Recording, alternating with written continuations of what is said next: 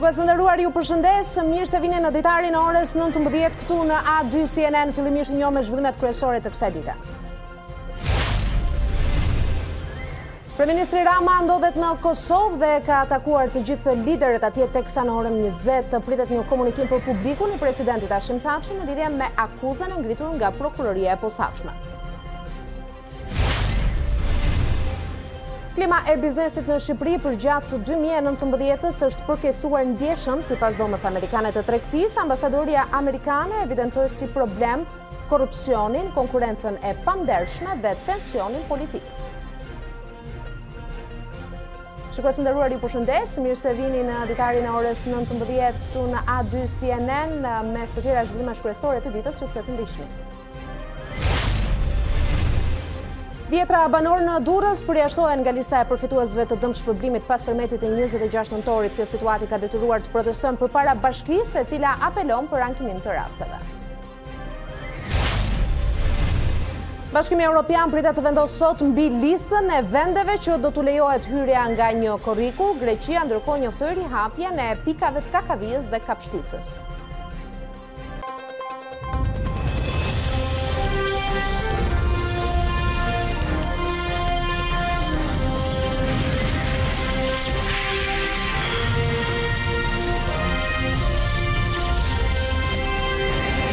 Kalemi tani më gjërësisht tek zhvillimet kryesore në ditën kur presidenti i Kosovës Hashim Thaçi pritet të japë qëndrimin zyrtar pas akt akuzave për krime lufte. Kryeministri shqiptar Edi Rama viziton Kosovën. Vizitën e tij të parë Rama nisi me Fatmir Limajn, kryetari i partisë Nisma, e më pas u takua me kryeparlamentaren Vjosa Osmani. Takimet vjuan me kryeministrin Abdullah Hoti dhe menjëherë pas tij zoti Rama kreu një takim të shkurtër me ish kryeministrin Albin Kurti. Takimi radhës vjoj me Kadri Veselin, ndërsa me presidentin Hashim Thaçi, takimi do të zhvillohet vetëm pak minuta përpara se media të transmetojë deklaratën e kreut të shtetit Kosovës për publikun lidhur me akuzat e ngritura ndaj tij për krime lufte nga prokurori special në Hag.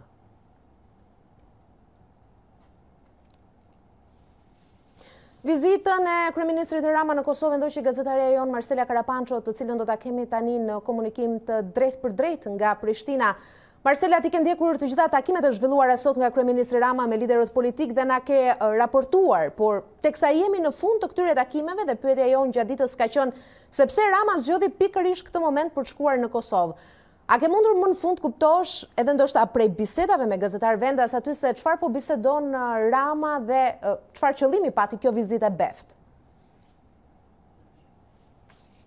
Po, Denisa, ne kemi raportuar që në krye të herës të gjitha takimet që kryeministri shqiptar Edi Rama ka zhvilluar këtu në Prishtinën zyrtare, pikërisht duke nisur me Fatmir Limajn, dhe tashmë jemi zhvendosur në takimin e radhës, është me presidentin Thaçi dhe vjen pikërisht ky takim vetëm më pak minuta përpara se vetë presidenti përmes rrjetit social Facebook të mund të lançojë videomesazhin për sa i përket akt akuzave të ngritura nga prokuroria e posaçme e Hagës për akt akuzat për krime lufte të UÇK-s. Duhet theksuar se të paktën burime nga mediat vendase këtu raportojnë edhe kemi mësuar edhe nga dy delegacionet se videomesazhi të paktën deri më tani nuk do të flasë për dorëheqje të presidentit Thaçi, është artikuluar një mundësi e tillë edhe është përfolur për gjatë këtyre ditëve që prej momentit që është bërë publik pikërisht akt akuza dhe kërkesa për ta pasur në Hagë zotin Thaçi dhe sot mendohet që nuk do të ketë një qëndrim të tillë. Duhet të theksuar se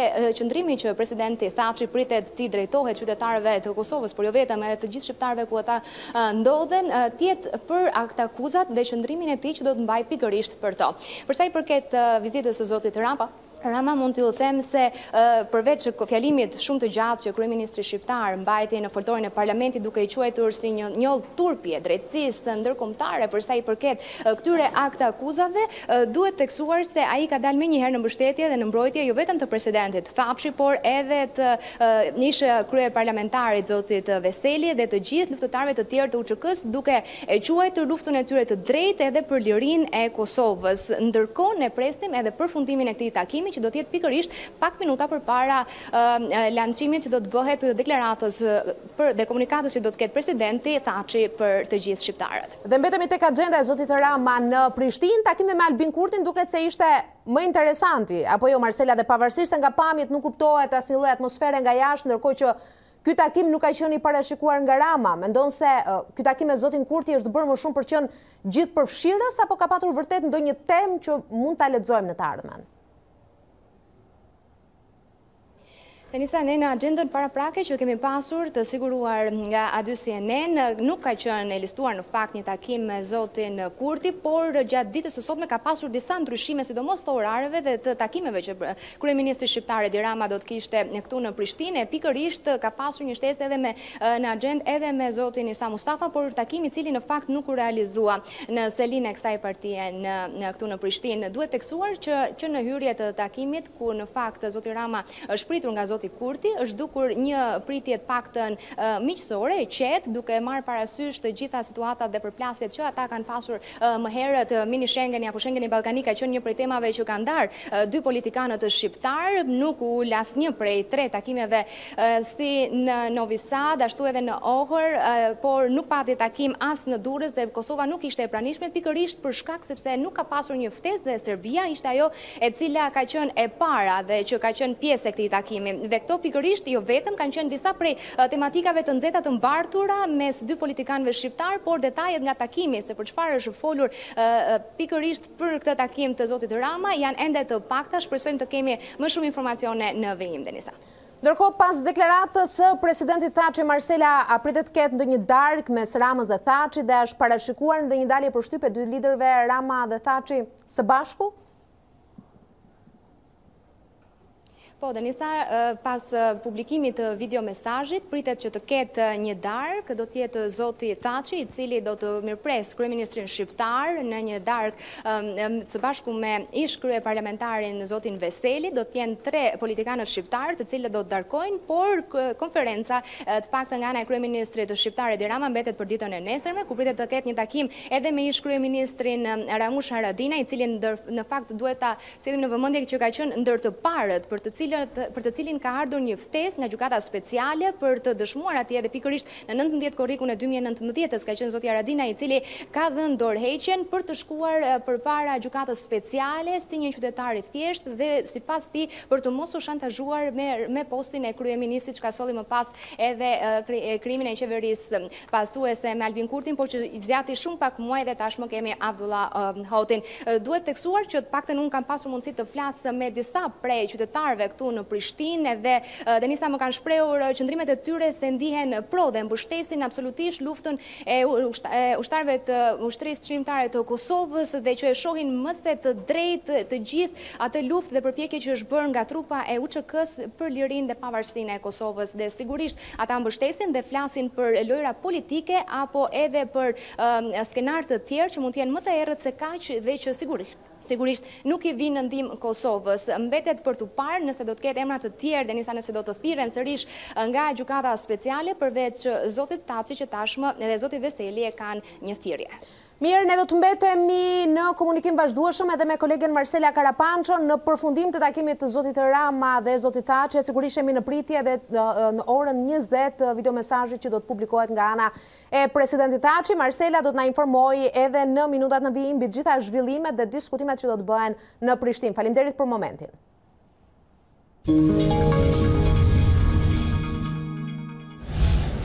Klima e biznesit në Shqipëri është shumë e rënduar edhe pa ndikimin e Covid-19. Doma Amerikane e Tregtisë ka publikuar indeksin e biznesit, ku konstatohet një përkeqësim i 23 nga 27 indikatorë që ka gjithsej ky dokument. Ato nisin me klimën e brendshme politike, monopolet dhe konkurrencën e pandershme, gjetjen e stafit vendas të kualifikuar, performancën e ekonomisë shqiptare, klimën e biznesit, nivelin e korrupsionit, ekonominë informale, burokracitë, nivelin e taksave dhe politikat e qeverisë. Gjetjet e indeksit të biznesit u publikuan në një tryez ku si rrallëherë e pranishme ishte si qeveria ashtu dhe opozita, si dhe ambasadore e Shteteve të Bashkuara të Amerikës, Yuri Kim. Shqipëria ofron një klimë teje të pafavorshme të investuarit dhe të bërit biznes. Sipas kompanive antare të dhomës amerikane të tregtisë, vitin e kaluar, kjo klimë u përkeqësua në nivelin më të ashpër që prej publikimit të indeksit të biznesit nga kjo dhomë tregtie. Kriza politike që shoqëroi fillim vitin e kaluar, si dhe rëndimi i konkurrencës së pandershme në treg, ishin faktorët kryesorë që çuan në këtë vlerësim, por jo vetëm, pasi sipas presidentit të AmCham, Enio Jaço, përkeqësim pati në 23 nga 27 indikator. rezultatet nuk janë të mira. Kemi një rënje të indeksit me 5 pikë, kemi pasur 43 vitin që kaloi, është 38 sot. Kjo përbën uljen më të madhe që ne kemi pasur gjatë këtyre 8 viteve. Situata në monopolet dhe tregtinë e pandershme ka pasur një trend i cili ka përshkuar një trend negativ në 8 vite. Gjetja sa të kualifikuar gjithashtu ka qenë një problem kryesor të anëtarëve të dhomës. Ambasadori i Shteteve të Bashkuara të Amerikës gjatë fjalës hapse i dërgoi një mesazh të fortë politikës për të mos drejtuar më gishtin nga pala fajtore, por për të sjellë rezultate konkrete për popullin shqiptar. Fakti që situata politike doli në krye të listës së shqetësimeve tregon se shqiptarët janë të lodhur nga politika si zakonisht. Ata duan zgjidhje, nuk duan thjesht që të vazhdohet në një lojë faj ku njëra palë fajson tjetër. Ndaj që shikojnë nga njerëzit që kanë takuar në mban vendit është që ata duan të shikojnë që udhëheqësit të punojnë së bashku për hir, për të mirën e popullit. Një mesazh që nuk u mor parasysh nga palët që fajsuan njëra tjetrën për situatën. Kriza e sajuar politike e fillim vitit kaluar që detyroi opozitën në një akt të paprecedent të braktisë parlamentit, pastaj të dezertoi nga zgjedhjet e qershorit, nuk ishin zgjedhje e duhur. Kemi pasur një përkeqësim në këto 7 vite. Sigurisht që shumë tregues tillë na e përforcojnë akoma dhe më shumë këtë besim dhe na bën të mendojmë që ajo që ne mendojmë për një politikë të re fiskale, për një taks të sheshtë, për një rikonceptim të marrëdhënieve të biznesit me qeverinë dhe me shtetin, është pikërisht ajo që duhet. Duke analizuar edhe ndikimin e krizës së Covid-19 në klimën e biznesit, investitorët theksuan mundësinë e artë që Shqipëria ka për të orientuar ekonominë prodhuese drejt kompanive europiane dhe amerikane që po kërkojnë të ulin varësinë nga Kina dhe të afrojnë zinxhirin e tyre të prodhimit. 2020 nuk do të jetë një vit pozitiv për investimet e huaja në vend. Alarmi vjen nga ish-drejtori i Agjencisë për Nxitjen e Investimeve të Huaja Gent Beqiri, sipas të cilit kriza e koronavirusit pritet të kurrë ndjeshëm investimet që janë një nga burimet kryesore të rritjes ekonomike.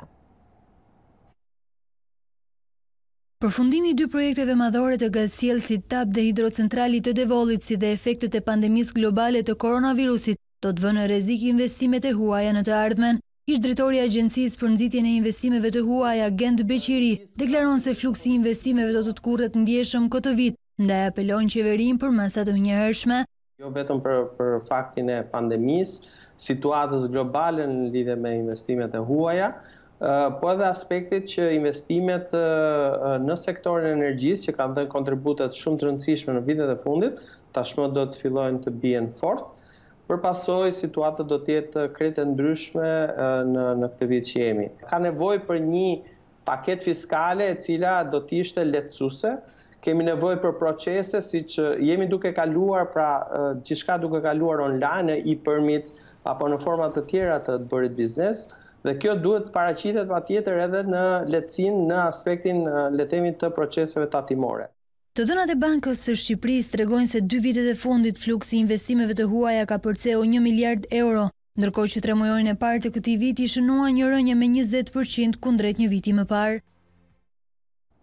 Ndikimi i pandemisë është reflektuar me një rënje të fortë edhe në shkëmbimin e mallrave mes vendeve. Instituti i Statistikave raporton se në maj volumi i mallrave të ngarkuara dhe të shkarkuara në portet tona arritin në 360.000 ton me një rënje prej 8.5% përkundrejt njëjtës periudhë të një viti më parë. Volumi i mallrave të transportuara me hekurudh muajin e kaluar pësoi një rënje vjetore prej 84%, ndërsa volumi i mallrave të transportuara me ajër u tkurr me 37.1%. Shifrat reflektojnë impaktin e Covid-19 që përveç se ka ulur volumet e mallrave të transportuara nga njëri vend në tjetrin, ka ndikuar që në maj të ndalonte puna në disa sektor, ndërsa tek një pjesë tjetër të niste me kapacitet jo të plot, çka ka kushtëzuar që volumet të jenë më të ulta në eksporte në raport me një vit më parë.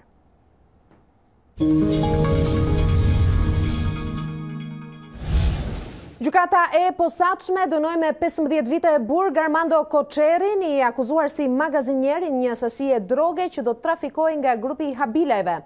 Koçeri u fajsua për 4 vepra penale, ku më e rënda ishte ajo e trafikut të narkotikëve në bashkëpunim në formën e grupit të strukturuar kriminal. Ai u arrestua në tetor të 2017 pasi gjatë një kontrolli policor në banesën e tij në Babic të Vlorës u gjet një sasi prej 4 ton kanabis. Për shkak të gjykimit të shkurtuar, dënimi përfundimtar i Koçerit shkon në 10 vite burg. Gjykata e Tiranës caktoi masën e sigurisë arrest në burg për Adiola Lakrën, 26 vjeçaren e dyshuar si bashkëpunëtore në ekzekutimin e Hekurambillës. Vet Lakra ka mohuar çdo lidhje me vrasjen. Nga ana tjetër, në deklarimet e saj për hetimin, Ereja ka deklaruar se Hekurambillën e kishte njohur pasi Sebastian Mali i kishte bërë ftesë nga llogaria e saj në Instagram. Adiola Lakra, 26 vjeçaria e dyshuar si bashkëpunëtore në ekzekutimin e Hekurambillës, mohoi të kishte lidhje me ngjarjen. Përmes avokatit, në përballjen e saj të parë me gjykatën, Ereja zeroi çdo dyshim për përdorimin e saj si karrem në vrasjen e Billës, me të cilin kishte pasur një raport.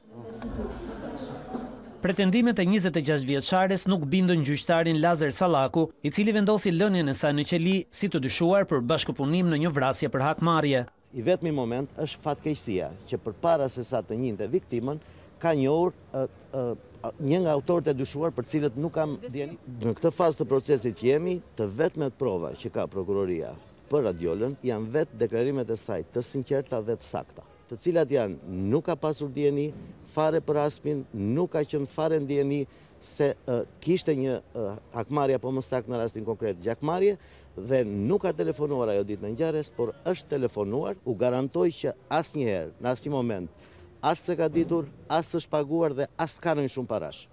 Në dëshminë e dhënë për oficerët e policisë gjyqësore, Adiola Lakra ka rrëfyer se ishte njohur me Sebastian Malin, të arrestuarin tjetër për ngjarjen para 2 vitesh dhe kishte krijuar një marrëdhënie me të. Para se të ndaheshin, përmes llogarisë së saj në Instagram, Mali i kishte bërë një ftesë Hekurambillës, por Lakra pretendon se nuk kishte dieni për hasmërinë mes tyre. Më vonë, Ereja kishte komunikuar me Billën. Në nëntor 2019 kishte krijuar një lidhje dhe sipas saj, kur ishte në Shqipëri, takohej me të në një bar pranë një qendre tregtare te komuna e Parisit. Ajo ka treguar se ditën e ngjarjes ishte telefonuar nga Billa dhe teksa po shkonte ta takonte, kishte mësuar se aty kishte ndodhur një vrasje. Adiola Lakra është personi i tretë që arrestohet për vrasjen e Billës, pas Viktor Markut e Sebastian Malit Dajenip. Sipas prokurorisë, ngjarja dyshohet të ketë ndodhur për hakmarrje, pasi në vitin 2006 Billa ka vrarë në Angli vëllain e Viktor Markut.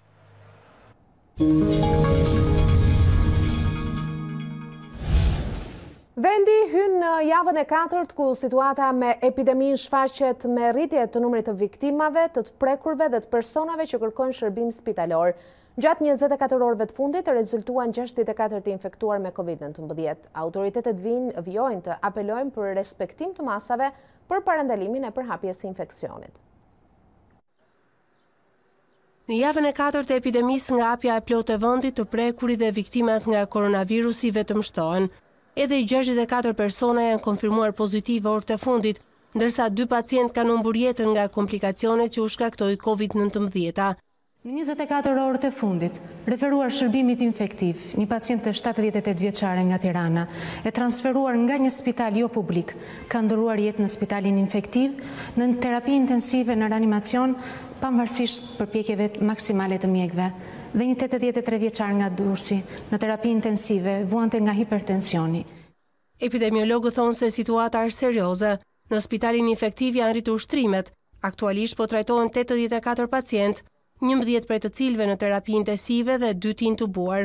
Shefja e shërbimit infektiv në Jada Çomov tregon se janë rritur raste të rënda, ndërsa virusi nuk njeh mosh. Në terapi intensive është maksimumi jonë nga ana profesionale, por popullata duhet të jetë shumë e ndërgjegjshme që liria e një personi shkon deri aty sa nuk cënohet shëndeti i tjetrit. Pra liria që kanë fituar njerëzit pra me hapjen është krejt normale, por duhet kujdesen fort që ky virus është midis tyre dhe janë moshat më të reja që edhe po smuren sot dhe janë moshat më të reja që po e çojnë në moshat që kanë edhe smundje kronike. Ju siguroj që virusi tani ka filluar të përzgjedhë çdo grup moshe dhe duke agravuar situatën shëndetësore të tyre. Ministria e Shëndetësisë ka shtuar pajisjet mjekësore veçanërisht për terapinë intensive ndaj COVID-19-s. Ministri Augerta Manasriliu bëri thirrje qytetarëve të jenë të kujdesshëm dhe të respektojnë të gjitha masat. fuqizimi i kapaciteteve spitalore të ndikojë drejt për drejt në përmirësimin e cilësisë së shërbimit në spitalet tona. Çdo qytetar ka të drejtat e tij, por nga ana tjetër ka dhe detyrimin për karshi shëndetit të tij dhe shëndetit të atyre që i rrethon, mbajtja e maskës, ruajtja e distancimit fizik, higjiena personale janë të vetmet armë që ne kemi sot për të luftuar këtë sëmundje. Për të përballuar fluksin e rritje të shtrimeve, po mendohet hapja e ish kirurgjisë në QSOT i kthyer në COVID-3, po ashtu do të vijë sërish në funksion terapia intensive në sanatorium nëse e ka nevojë për trajtim të specializuar. Kryetari i Bashkisë së Tiranës Erion Velia i paralajmëroi kompanitë e transportit urban se do të hiqet licenca nëse nuk fillojnë punën brenda javës. Sipas tij, negociatat për kërkesat e tyre mund të vazhdojnë paralelisht duke nisur edhe punën. Në momentin kur dikush bllokon një rrugë 2 vjet, në momentin që dikush bllokon një teatër dhe e merr peng dhe zapton 3 vjet, dhe në momentin që dikush thotë unë s'du ta nxjerr autobusin, ndërkohë që të më plotësojnë 100% e kërkesave, ky është të mbash qytetin peng. Këtë qytet s'e ka mbajt peng asnjëri këto 5 vite, dhe kjo është arsyeja pse ky është paralajmërimi i fundit. Nëse operatorët nuk dalin, fare mirë humbasin licencën, ajo hidhet në treg, vjen e merr një operator tjetër, ju garantoj që nuk mungojnë operatorët. Kush do të më testoj dhe kush do të shikoj një përfundim të gjashëm me ata që bllokuan astirin ose zaptuan teatrin, le të më provoj, por do bëhem pishman nëse nuk dalin punë dhe do humbasin licencën për kësaj. Ky është paralajmërimi im i parë dhe i fundit, dhe kësaj jave, nëse ne nuk kemi një reagim, do të shikoni që licenca do të hidhen në treg, ti fitoj një kompani tjetër e cila nuk merr peng qytetin. Të skualifikuar në momentin e fundit nga lista e përfituesve të dëmshpërblimeve për banesat e dëmtuara nga tërmeti, qindra e qytetarë në Durrës kanë protestuar përpara bashkisë. Ata shprehen se emrat e tyre janë hequr nga lista pa u dhënë asnjë shpjegim. Ndërkohë bashkia mjaftohet duke u bërë thirrje qytetarëve të bëjnë ankimim me qëllim rishqyrtimin e kërkesave.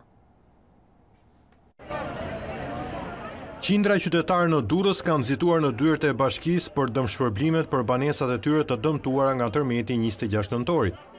2 problematikat kryesore që kanë patur qytetarët janë heqja e emrit nga lista e miratuar së fundmi nga Këshilli Bashkiak dhe mos përfitimi i dëmshpërblimit nga bankat, pasi u kërkohet një kontratë me bashkinë përpara se të tërheqin lekët. Këto problematika kanë bërë që njerëzit të dynden në dyert e bashkisë së Durrësit. Ka dalë lista këtu. E kam emrin këtu. Tash i thonë, je skualifikuar, po pse për arsye ne nuk e dim. Do të hajde prapë. Edhe bëj një pashu tjetër, përse nuk e dim. Gjeje tash i bëj atje. Bëra çdo të tesh atje se ç'është bërë atje. Gjithë harmoni që është atje. Plus edhe koronavirusi, po hajde të tjera. Ka dalë nga me vendim bashkimi për bashkisë për të marrë lekët. Shkoj në bank, thot banka duhet bësh një kontratë me bashkinë. Çfarë kontrate është kjo dhe ku të zgjidhet? Këtu e shiko që lëmë që është. Janë 8.000 veta, duhet bën 8.000 kontrata. Kjo është absurditet. Problemi im është që duhet të ripërpunoj prap dokumentat për rregullimin e shtëpisë dhe si përfundim ja. Po vim këtu, do së muremi se gjë tjetër s'kemi ç'të bëjmë. Pritet që ankesat të vijojnë pasi në mbledhjen e fundit të Këshillit Bashkiak janë skualifikuar nga dëmshpërblimet për banesat e dëmtuara mbi 2.000 persona, të cilëve u ishin konstatuar banesat me dëmtime.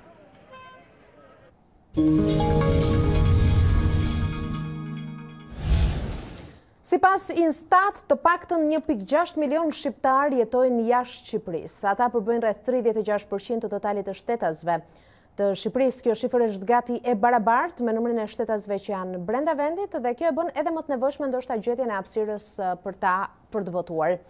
Përveç faktit që këtë të drejtë u njeh edhe Kushtetuta e Shqipërisë, Partia Socialiste e kishte në premtimet e saj që në vitin 2013 kur erdhi në pushtet, por deri në momentin kur po hartohet reforma zgjedhore, kjo çështje nuk u dëgjua më. Tani vim tek mënyra se si mund të realizohet kjo. Përveç të drejtës së votës që u njeh Kushtetuta e Emigrantëve dhe numrave që në raport me votuesit këtu janë jo të vegjël, duket se po ta fillojmë dhe ta shtjellojmë se si do të realizohet ky votim, derisa mund të ketë shumë firo gjatë rrugës. I referohemi këtu edhe përvojës Kosovës në zgjedhjet e fundit ku numri votave u reduktua në më pak se gjysma atyre që kishin aplikuar për të votuar. Politika e ka për detyrim, por janë teknicienët ata që do të bëjnë llogarit dhe për këtë arsye në reformën e re elektorale kjo detyrë është lënë Komisionit Qendror të Zgjedhjeve për ta parë mundësinë e votimit të emigrantëve.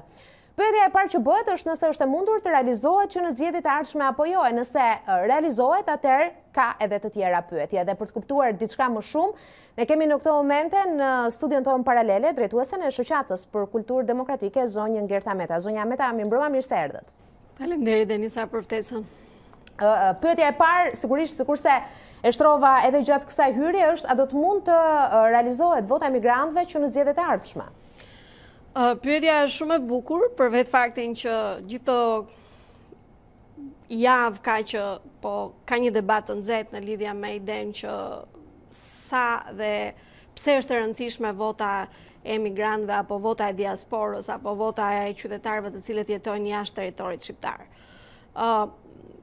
E gjithë gjëja është që ky diskutim nuk është rishtas, është një diskutim i cili ashtu si kundër dhe ju e cekët, partitë politike gjithmonë kanë lozur me fjalën e tyre përpara elektoratit, për ta shitur si një eveniment shumë të rëndësishëm, edhe për ta konsideruar si thua gjithë të numër të emigrantëve, të cilët jetojnë jashtë territorit të Shqipërisë, për t'i rikthyer një ditë që edhe ata të jenë efektiv real ose një numër i konsiderueshëm i votuesve, të cilët do bëjnë zgjedhjet e tyre për partitë respektive. Çështja është që a jemi ne në kohën e duhur për ta sjell si debat, si diskutim, si një frym që realisht do të prodhoj diçka. Sepse ne jemi mësuar vetëm që bëjmë debate, bëjmë diskutime, ja u bëjmë qefin njëri tjetrit, qoftë partitë me njëri tjetrin, po qoftë ndoshta marrin me të mira elektoratin për ta joshur për çështje votash dhe për çështje mandatesh në zgjedhje. Kështu që unë mendoj që diskutimi duhet ishte shumë i parakohshëm për faktin sepse ne dim që ka një listë zgjedhore ku jemi ne qytetarët, ne votuesët, të cilët jetojmë këtu dhe kemi provuar se çdo të thotë të afrohesh pranë qendrave të votimit. Por gjithmonë ka qenë një problematike e proceseve zgjedhore që vota e emigrantëve ka qenë e dyshimt. Për shumë arsye ka qenë e dyshimt, për vetë faktin që është abuzuar me votën e emigrantëve, kështu të paktën kanë dalë edhe raportimet nga rekomandimet që dhe odiri raportet e tyre, po edhe ne si vëzhgues vendor, kemi nëndizuar që nuk e kemi shumë të saktë që ata njerëz kush janë dhe si mundet të abuzohet me votën e emigrantëve, kur të cilët ata nuk kanë mundësi të jenë këtu prezent, por dikush tjetër voton në emrin e tyre.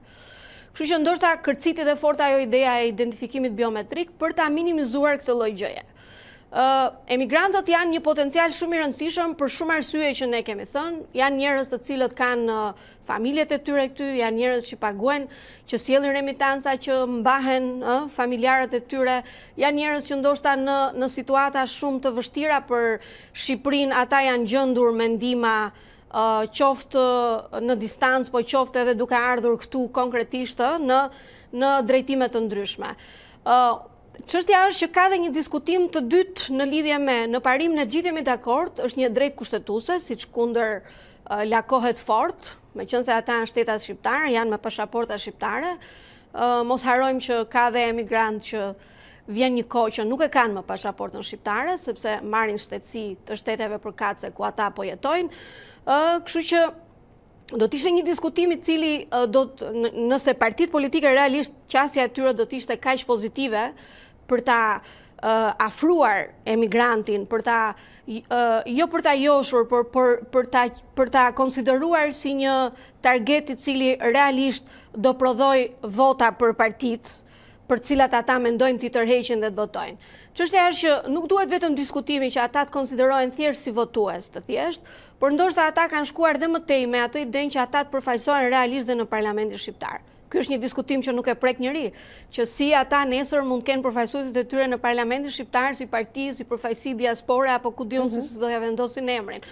Megjithatë, fillesat duhet të jenë pozitive dhe fillesat duhet të jenë të mira. Meqense janë shtetat shqiptar, meqense figurojnë në listat zgjedhore, ajo që është emergjencë për diskutimin e votës e emigrantëve apo të diasporës është që ku janë këta njerëz, sa njerëz janë, sepse ne lozim me shifra, dikush thot 46% e listave zgjedhore janë nga emigrantët, dikush thot 36%, domethënë nuk kemi pasur asnjëherë një fillesë për të regjistruar këta njerëz, apo të kemi një regjistër të posaçëm të këtyre emigrantëve apo të këtyre shtetasve që jetojnë jashtë territorit shqiptar. Megjithatë, nëse do të votonin të gjithë ata që e kanë të drejtën dhe i plotësojnë kriteret, sa mundësi ka që rezultati të jetë vërtet përcaktues pikërisht nga vota e emigrantëve? Po, natyrisht që ka peshën e vetë, sepse në qoftë se jemi në të tilla numra që 46% janë emigrantët që e përfaqësojnë, është një peshë shumë e madhe e votës së tyre, dhe natyrisht ndoshta edhe partitë politike janë intriguar dhe po mendojnë tani seriozisht që pse jo ta thithin dhe këtë lloj elektorati për të ndihmuar kalkulimet e tyre politike. Por gjëja nuk duhet shikohet kështu. Unë thash dhe më përpara që shqiptarët, ose po të pyesësh njerëzit e thjesht dhe po të bësh si thua një bisedë të zakonshme, njohim dy si thua tipe të diskutimit tek shqiptarët në teren. Sepse njëra palë thotë që pse duhet votojnë këta njerëz që janë andej, sepse ata s'kanë asnjë lidhje me Shqipërinë, ata kanë qeveritë e tyre andej, ata paguajnë andej, marrin rroga andej, investimi është i gjithë atyre. Nuk e njohin shumë mirë realitetin shqiptar. Ka një pjesë që thotë shumë mirë, ata figurojnë në listat e zgjedhësve këtu, le të vinë këtu edhe le të votojnë nëse e duan shumë adeun e tyre, vendin e tyre dhe duan të kontribojnë. Është dhe pjesa tjetër që thamë që e konsideron shumë si një gjë që shqiptarët janë shumë të lidhur me problematikën dhe ecurinë dhe ndjekin shumë politikën. Kemi dëgjuar edhe shqiptarë të cilët njohin çdo detaj të ecurisë së politikës së Shqipërisë, kështu që do të ishte shumë mirë që këta politikanët tani që e sjellin si një diskutim të përshpejtuar dhe si gjithmonë ja lënë minutës së fundit për të marrë një vendimarrje të qartë edhe për të arritur një produkt dhe për të krijuar si thua një terren komod për këta njerëz që jetojnë jashtë Shqipërie, do të ishte që ndoshta edhe ta kishim pyetur jo vetëm si thua qytetarët brenda territorit të Shqipërisë, duke organizuar një referendum mbarkombëtar, por ndoshta duke i përfshirë dhe vetë emigrantët, duke i pyetur, kanë ato një interes të momentit që realisht duan dhe e ndjejnë veten që të japin gjithë kontributin e tyre për të përmirësuar qeverisjen në territorin e Republikës së Shqipërisë. Kështu që kjo është një pyetje që askush nuk e ka marrë në konsiderat dhe ne nuk e dimë që sa përqind e emigrantëve janë të gatshëm dhe e kanë të shprehur vullnetin e tyre që ne duam të jemi pjesë e votimit në Republikën e Shqipërisë apo në adeun e tyre. Kështu që ky është një diskutim që duhet ishte nxitur, nuk duhet ishte lënë tani. Tani ishte ajo që juve e shprehni shqetësim që teknikalitetet që do t'i delegohen një institucioni, ju e dini që ne jemi në kulmin e diskutimit të reformës zgjedhore në Shqipëri, ne nuk po dimë se çfarë po ndodh me reformën zgjedhore, ne nuk po dimë se çfarë po ndodh me atë produktin që mbas 5 qershorit Këshilli Politik e firmosi me shumë pompozitet, me pahir edhe me një presion shumë të fortë nga komuniteti ndërkombëtar. Ne dim vetëm kaq që na është thënë nga ato si thuash artikulimet sporadike që bashkëkryetarët e Komisionit Reformës Zgjedhore apo dhe përfaqësues të tjerë të Këshillit Politik kanë dalë dhe kanë thënë që kemi bërë ca propozime, edhe tani ekspertët janë duke diskutuar aty, edhe nuk e dim se kur ky drafti final do të shkojë në parlament për të votuar. Dim që kryeministri vetë është investuar personalisht, ka dhënë një datë që afati i Komisionit Reformës Zgjedhore është 30 qershori, neve edhe shumë pak ditë na ndajnë drejt fundit të 30 qershorit, dhe të shikojmë që ky dokument, ky prodhim, a do ta reflektojë dhe këtë shqetësimin e votës së emigrantëve, dhe po ta lexosh pak atë draftin, nuk është se ka ndonjë vend shumë të konsiderueshëm në lidhje me votën e emigrantëve, është thjesht një si thua një etiketim dhe një sqarim shumë minimalist ku thuhet që e gjithë procedura e votimit dhe mundësia për t'ja u krijuar votën e emigrantëve do t'i delegohet Komisionit Qendror të Zgjedhjeve. Kjo është një çështje tjetër e nxehtë, ne e dim, Komisioni Qendror i Zgjedhjeve tashmë nuk do të jetë ky komision aktual me këtë lloj performance dhe me këtë lloj strukture. Ka një qasje tjetër brenda draftit që po diskutohet që komisioni do të ketë një strukturë totalisht ndryshe. Mbetemi tek vota e emigrantëve, natyrisht vim tek pyetja që na mundon të gjithëve, mundësia e manipulimit. Ju e përmendet edhe pak më herët. Nëse do të ishim ne partia në pushtet, si do të vepronim që këto votat i kthenim në favorin ton dhe këtu nuk kam parasysh fushatën elektorale bindëse që partia X ka punuar më mirë se tjetra. Teknikisht për ta kuptuar publiku edhe më thjesht dhe si gjithmonë kur duam të dukemi si të papërlyer u lëm në dorë të huajve. Ndaj dhe kësaj here është thënë se nëse votimi do të bëhet me post, të mos jetë posta shqiptare. Të vinë në mendje debate që dikur bëheshin edhe për komisionerët. Pra sot duket se lufta do të jetë për ndar postierët, se cilës parti do të jenë. Unë mendoj që gjëja mos të banalizohet deri këtu, sepse nuk është qëllimi se kush dhe çfarë do të bëj konkretisht në lidhje me votën e migrantëve. Çështja është që fillesat duhet të jenë shumë pozitive dhe shumë domethënëse. Më thënë, ideja është që nëse është vendosur realisht që këta emigrantë do të votojnë përfundimisht, duhet krijuar gjithë aksesi. Do të thonë, jo është lënë një detyrë që të gjithë emigrantët duhet të deklarojnë vendbanimin e tyre atje ku janë, meqense një nga kushtet kryesore që të mund të fillojë kjo si thuash garancia për të garantuar procedurën e votimit e emigrantëve, është pikërisht mënyra se si ata do të njoftohen nëse nesër Komisioni Qendror i Zgjedhjeve do të fillojë në moment organizimin, le të themi, dhe njoftimin e këtyre emigrantëve në vendbanimet ku ata jetojnë aktualisht jashtë territorit të Shqipërisë. Kështu që çështja është që nëse ne do duam të shikojmë errët, ne e kemi treguar që kur duam të diskutojmë errët dhe kur duam të shikojmë errët ose kur duam ta shikojmë gotën gjysmë bosh apo gjysmë plot, ne jemi shumë të kollajshëm për ta bërë këtë gjë. Çështja është që a do ketë me vërtet një qasje pozitive në lidhje me vullnetin e partive politike që realisht ta realizojnë këtë gjën, sepse ne jemi mësuar që në 2013 u premtua nga qeveria apo mazhoranca aktuale, nisi fillimin e plotësimit të një regjistri të emigrantëve dhe u stopua dhe nuk morën vesh që pse u stopua, cilit ishin shkaqet dhe nuk pati asnjë lloj transparence se çfarë ndodhi. Domethënë, filloi të krijojë regjistri dhe ne nuk e morëm vesh asnjëherë që çfarë ndodhi dhe pse u la përgjys kjo iniciativë qeverisëse për ta realizuar këtë regjistër. Kështu që pikpyetja e parë fillon, a do ta kemi ne këtë regjistër? Domethënë pyetja juaj ishte shumë e bukur që në fillim ju thatë që a do munden emigrantët në 2021 meqense fushata xha ka filluar për të dyja partitë, nuk ka filluar zyrtarisht, por ka filluar me ato sofizmat që partitë bëjnë me takimet në bazë, me transparencën e partive politike, vendimarrjet e tyre. Kështu që po shikojmë që partitë kanë filluar lëvizjet. Çështja është që çfarë edukimi, çfarë ndërgjegjësimi do bëhet. Ne kemi parë që çfarë risie ka pasur ndërgjegjësimi qytetarëve për të vlerësuar votën e tyre. Nuk e dim se sa larg do shkojë kjo qasje e partive politike me fushatat e tyre përkatëse, do t'i bëjnë në distancë apo do marrin përsipër të shkojnë atje. Ne nuk e dim akoma financimi i partive politike se sa hapësirë ka për ta lejuar këtë gjë që ata do t'jenë fizikisht afër me emigrantët duke bërë fushata elektorale të drejtë për drejta, apo për hir të situatës që jemi do të shpëtojnë nga kjo përgjegjësi duke ja lënë komunikimit në distancë. Çështja e votimit me postë është një eksperiencë që nuk është se do aplikohet për herë të parë në Shqipëri. Ne kemi cekur, e kemi thënë që Kosova është një nga shembujt që e aplikon dhe nuk ka pasur ndonjë si thuash një diskutim që e ka bombarduar me vrejtje mënyrën se si kanë votuar. Ajo është një gjë shumë teknike ku KQZ-ja, Komisioni Qendror i Zgjedhjeve, bën njoftimin, dërgon ato si thuash zarfin sekret me kodet e caktuara, me fletën e votimit, edhe njerëzit e qytetruar, meqense ne pretendojmë që ata kanë një kulturë më të hapur se vendasit këtu ku jetojmë neve, për hir të gjithë si thuash integrimit që ato kanë pasur në vite për të kuptuar se çfarë do të thotë rëndësia e votës, jo se ne këtu në Shqipëri nuk e kuptojmë, por ndoshta ato e kanë pak më kollaj duke bërë atë krahasimin midis dy botëve, botës që nga cilët kanë ardhur dhe botës ku ata po investohen dhe po jetojnë nominalisht.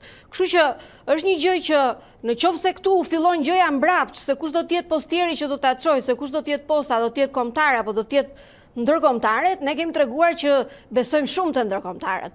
Por që edhe ndërkombëtarët i kemi zhgënjyer, dhe kështu që pjesa e abuzimit e votimit me postë ka atë dualitetin e vet. Ashtu si kundër kemi diskutuar për sistemin, nuk ka sisteme të përkryera. Kështu që nuk mund të pretendojmë një 100% vota me postë do të japi një garanci 100% që vota e emigrantëve do të jetë e paprekshme.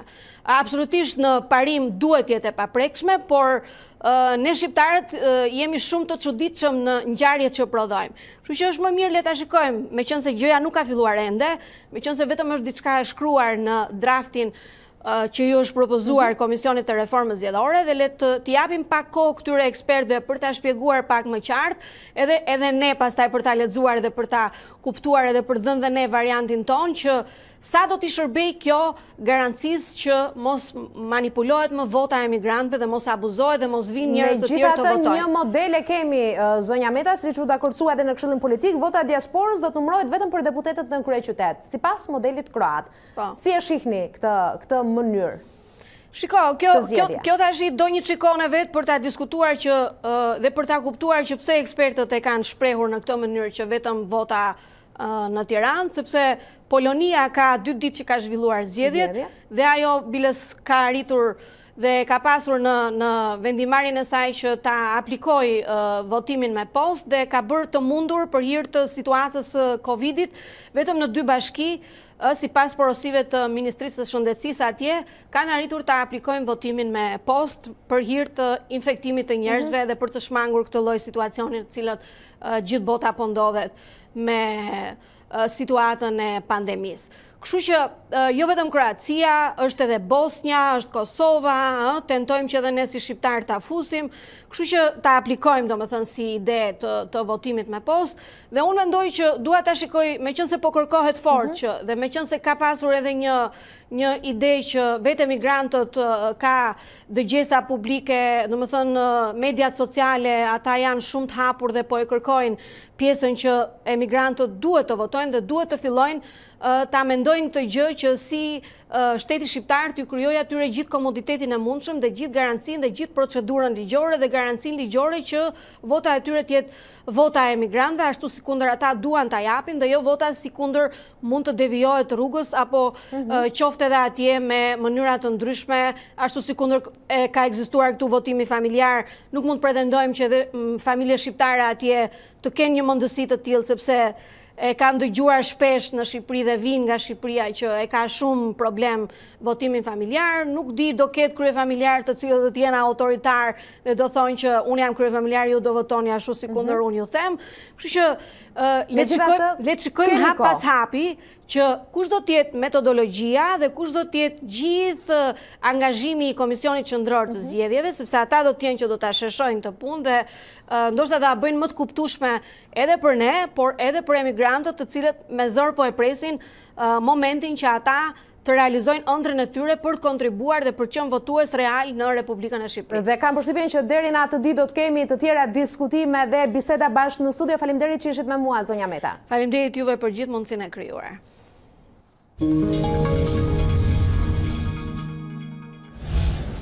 Kosova prezanton udhëzime të reja për qytetarët pas shtimit të rasteve të reja me Covid-19. Kryeministri Abdullah Hoti bëri me dije se po mendohet rikthimi i karantinës për disa zona, teksa njoftojnë ndalimin e tubimeve me më shumë se 100 persona. Qeveria e Kosovës vjet në lëvizje për të frenuar përhapjen e virusit pandemik pas shtimit të ndjeshëm të rasteve të reja. Kryeministri Abdullah Hoti paralajmëron me kthim të karantinës në disa zona dhe bëri me dije se tubimet me më shumë se 100 persona janë të ndaluara. Shefi i ekzekutivit të Prishtinës, duke marrë shkas nga shqetësimi gjithnjë në rritje, nënvizoi se kush nuk i respekton masat e marra nga institucionet e Kosovës bën vepër penale. Gjithashtu prezantoi disa udhëzime të reja për qytetarët. Duhet të rregullojmë pak më mirë ceremonitë martore, vetëm me rrethin e ngushtë familjar, ashtu si kanë qenë të rregulluara më herët. Do të punojmë gjithashtu që të fuqizojmë më shumë ekipet mjekësore në pikat kufitare për të siguruar pra se është mundur përputhje me protokollet që i ka zhvilluar OBSH. Por mesazhin që unë dëshiroj sot të jap qartë drejt për gjithë qytetarët. Jemi në rrezik nga vala e dytë. Na ndihmoni në mënyrë që të mos kemi nevojë ta mbyllim komplet ekonominë siç ka ndodhur para 3 muajve. Hoti porositi bizneset që të mundësojnë punonjësve të tyre punën nga shtëpia kur kjo është e mundur. Kryeministri shtoi se inspektorati sanitar do të shtojë kontrollet në rrugë, kafene e bizneset të tjera në mënyrë që situata të mos dalë jashtë kontrollit. Për të luftuar këtë përhapje masive në fazën e tretë të rihapjes së ekonomisë së vendit, Qeveria e Kosovës synon të shtojë testimet masive të popullatës. Të deklarata, Hoti i bëri pas takimit me Komisionin Ekzekutiv për luftimin, monitorimin dhe reagimin ndaj koronavirusit. Maqedonia e Veriut arrin një rekord tepër të zymt në pandeminë koronavirus në 24 orët e fundit u raportuan 12 viktima, shifra më e lartë që prej shpërtimit të virusit vdekje prurës, duke e çuar bilancin total të jetëve të humbura në 298. Rastet e reja me koronavirus ishin 132 nga mbi 800 testime të kryera. Ministria e Shëndetësisë së Maqedonisë së Veriut pranoi se mes tyre ishte edhe një person i infektuar për të dytën herë. Në total, ky shtet raporton më shumë se 6200 të prekur nga COVID-19. Prej një muaji, përhapja e virusit ka marrë një vrull të ri, duke marrë shkas edhe nga lehtësimi i masave kufizuese. Greqia do t'i hap kufijt me Shqipërinë, zëdhënësi i qeverisë bëri të ditur se nga një korriku do të lejohet kalimi në pikat kufitare të Kakavijës dhe Kapshticës. Sipas një liste të publikuar në mediat greke, 9 vendeve do t'u mohohet hyrja, përfshirë Maqedoninë e Veriut dhe Shtetet e Bashkuara të Amerikës. Greqia do t'i hap kufijt me Shqipërinë. Lajmin e ka konfirmuar zëdhënësi i qeverisë Stelios Pecas gjatë një konference për shtyp. Si që bëri të ditur nga një korriku do të mundësohet kalimi në pikat kufitare të Kakavijës dhe Kapshticës e do të lejohen fluturimet në të gjithë vendin. Të gjithë udhëtarët që duan të vizitojnë Greqinë duhet të plotësojnë një formular të posaçëm elektronik 48 orë para mbërritjes e në bazë të tij do të sigurojnë një barkod special. Formulari mund të plotësohet në websajtin zyrtar travel.gov.gr dhe në të jepen informacione të detajuara si për shembull vendi i origjinës, numri i telefonit, arsyeja dhe kohëzgjatja e vizitës. Në varësi të barkodit të marrë, autoritetet greke vendosin edhe lidhur me nevojën e një testi për COVID-19. Të gjithë ata që do t'i nënshtrohen testi do duhet të presin në një hotel deri në daljen e rezultatit. Sipas një liste të publikuar nga mediat greke, kufi do të vazhdojnë të mbeten të mbyllur për 9 vende: Maqedoninë e Veriut, Britaninë e Madhe, Shtetet e Bashkuara, Rusinë, Izraelin, Katarin dhe Emiratet e Bashkuara Arabe. Ndërkaq, Bashkimi Evropian pritet të publikojë të martën në mesditë listën e vendeve të sigurta, shtetasit e të cilëve do të lejohen të udhëtojnë drejt shteteve anëtare nga një korriku. Diskutimet kanë nisur prej ditësh me ambasadorët e këtyre vendeve që hartuan një listë paraprake ku Shqipëria nuk bënte pjesë. E megjithatë, disa shtete anëtare kërkuan më shumë kohë për të vendosur. Burime në Bruksel thon për BBC se konsultimet do të vijojnë edhe për gjatë martës, kur presidenca kroate shpreson të parashtrojë çështjen për votim. Në listën me vendet që konsiderohen të sigurta për shkak të nivelit më të ulët të infektimit, nga rajoni Ballkanit Perëndimor përfshihen vetëm Serbia dhe Malizi, ndërsa lihen jashtë Shtetet e Bashkuara, Rusia dhe Brazili.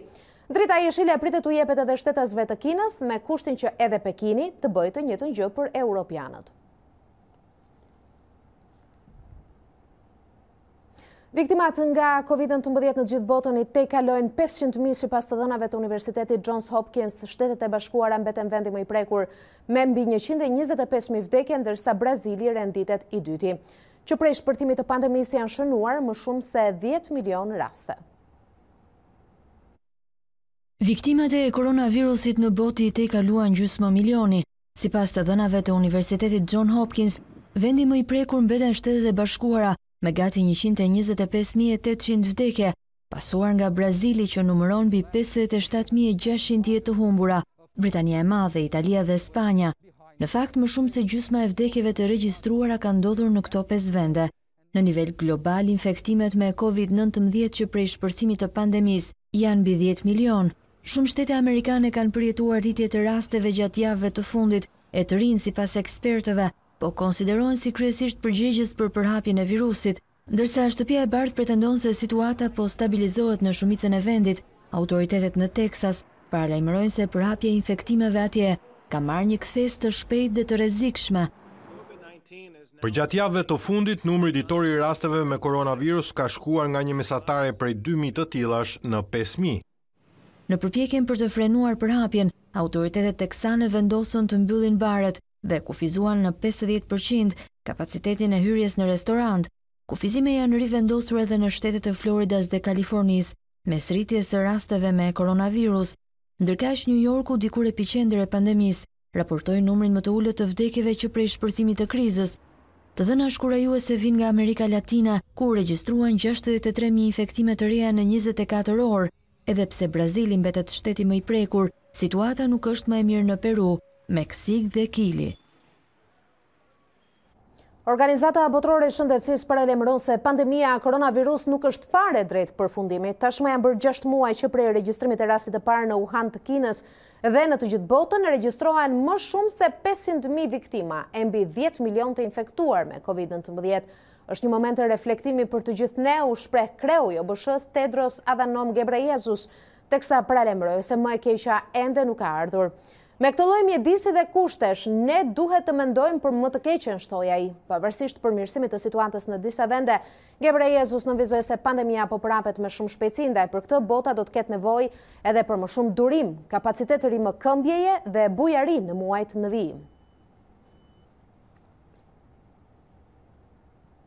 Plani i rimëkëmbjes ekonomike të vendeve anëtare të Bashkimit Evropian dhe distancimi fizik mbizotëruan në takimin mes kancelares gjermane Angela Merkel dhe presidentit francez Emmanuel Macron. Biseda e tyre erdhi disa ditë përpara se Berlini të marrë përsipër presidencën e Unionit. Kancelaria gjermane Angela Merkel priti në Meseberg presidentin francez Emmanuel Macron në takimin e parë ballë për ballë në disa muaj, të pamundsuar më herët për shkak të pandemisë koronavirus. Pikërisht, COVID-19 kushtozoi dhe bisedën e tyre, fillimisht me ruajtjen e distancës fizike, e më pas me diskutimet për planin e rimëkëmbjes ekonomike të 27 vendeve anëtare të Bashkimit Evropian. Drejtuesit e bllokut kanë akoma mosmarrëveshje se si duhet të paguhet ndihma financiare, teksa shumica i ka syt nga dyshja franko-gjermane për të arritur një dakordsi. Komisioni Evropian ka ofruar një plan shpëtimi prej 750 miliard eurosh grante, pa detyrim për t'i shlyer të ashtëquajturit 4 kursimtarët, Austria, Danimarka, Holanda dhe Suedia, kundërshtojnë iniciativën dhe janë kundër çdo bashkimi të borxheve të shteteve anëtare. Por Gjermania do të ketë dhe më shumë ndikim në këtë periudhë tepër të vështirë, duke marrë parasysh që me një korrik merr përsipër presidencën e Bashkimit Evropian. Megjithatë, sfidat që e presin kancelaren Merkel janë tepër të mëdha për shkak të krizës së paprecedent të nxitur nga pandemia koronavirus. Ndërkohë, përveç planit të rimëkëmbjes, dy liderët diskutuan edhe për klimën, emigracionin, tregtinë dhe marrëdhëniet e Bashkimit Evropian me Kinën, Shtetet e Bashkuara dhe Turqinë.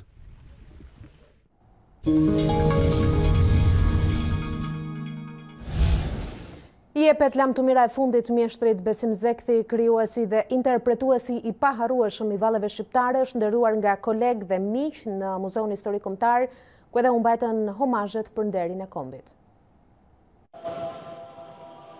Familjarët i kanë dhënë lamtumirën e fundit mjeshtrit Besim Zekthi, ndërsa miq dhe kolegët e kanë nderuar me homazhe dhe me tingujt e valleve, lëvizjet e cilave i krijoi ai.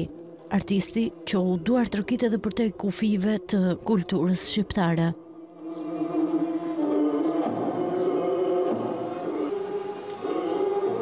I dha jetë vallës shqiptare.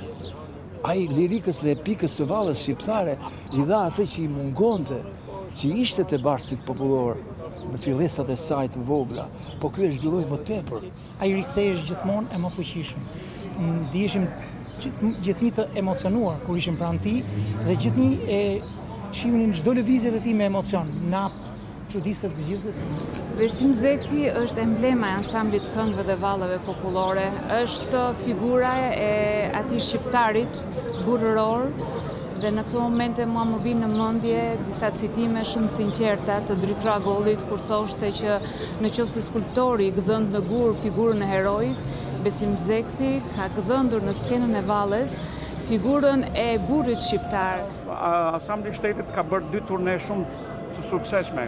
Ka qenë ajo vitit 70 kur është marrë Gjerdani i Art, edhe në vitin 80 po në Francë me një performancë, me një ekzekutim, me një që shkruanin gazetat në superlativa. Nurejevi, që ka qenë një nga kërcimtarët më të mirë të botës, të Bashkimit Sovjetik, të Moskës, thoshte që kërcimtar të tillë syri s'më ka zonë në të gjithë botën. Jo pse është Besim Zekti dhe është shqiptar i Shqipërisë, por se ai kështu ishte, dridhej skenën në këmbë. Në nderim të artistit është bërë bashkë edhe politika. Si një kryeshqipojnë të skenës dhe të Valles son, si një artist i cili diti të japë krenarin dhe dignitetin, popullit dhe kombit të tij, edhe momente mjaft të vështira, madje dha një shkëlqim të jashtëzakonshëm Shqipërisë në skenat më të njohura europiane dhe botërore dhe në momentet më të errta të izolimit të saj. Deri kombit Besim Zekti u nda nga jeta pas ditën e së dielës në moshën 84 vjeçare, duke lënë pas vepra që janë trashëguar tani më ndër breza.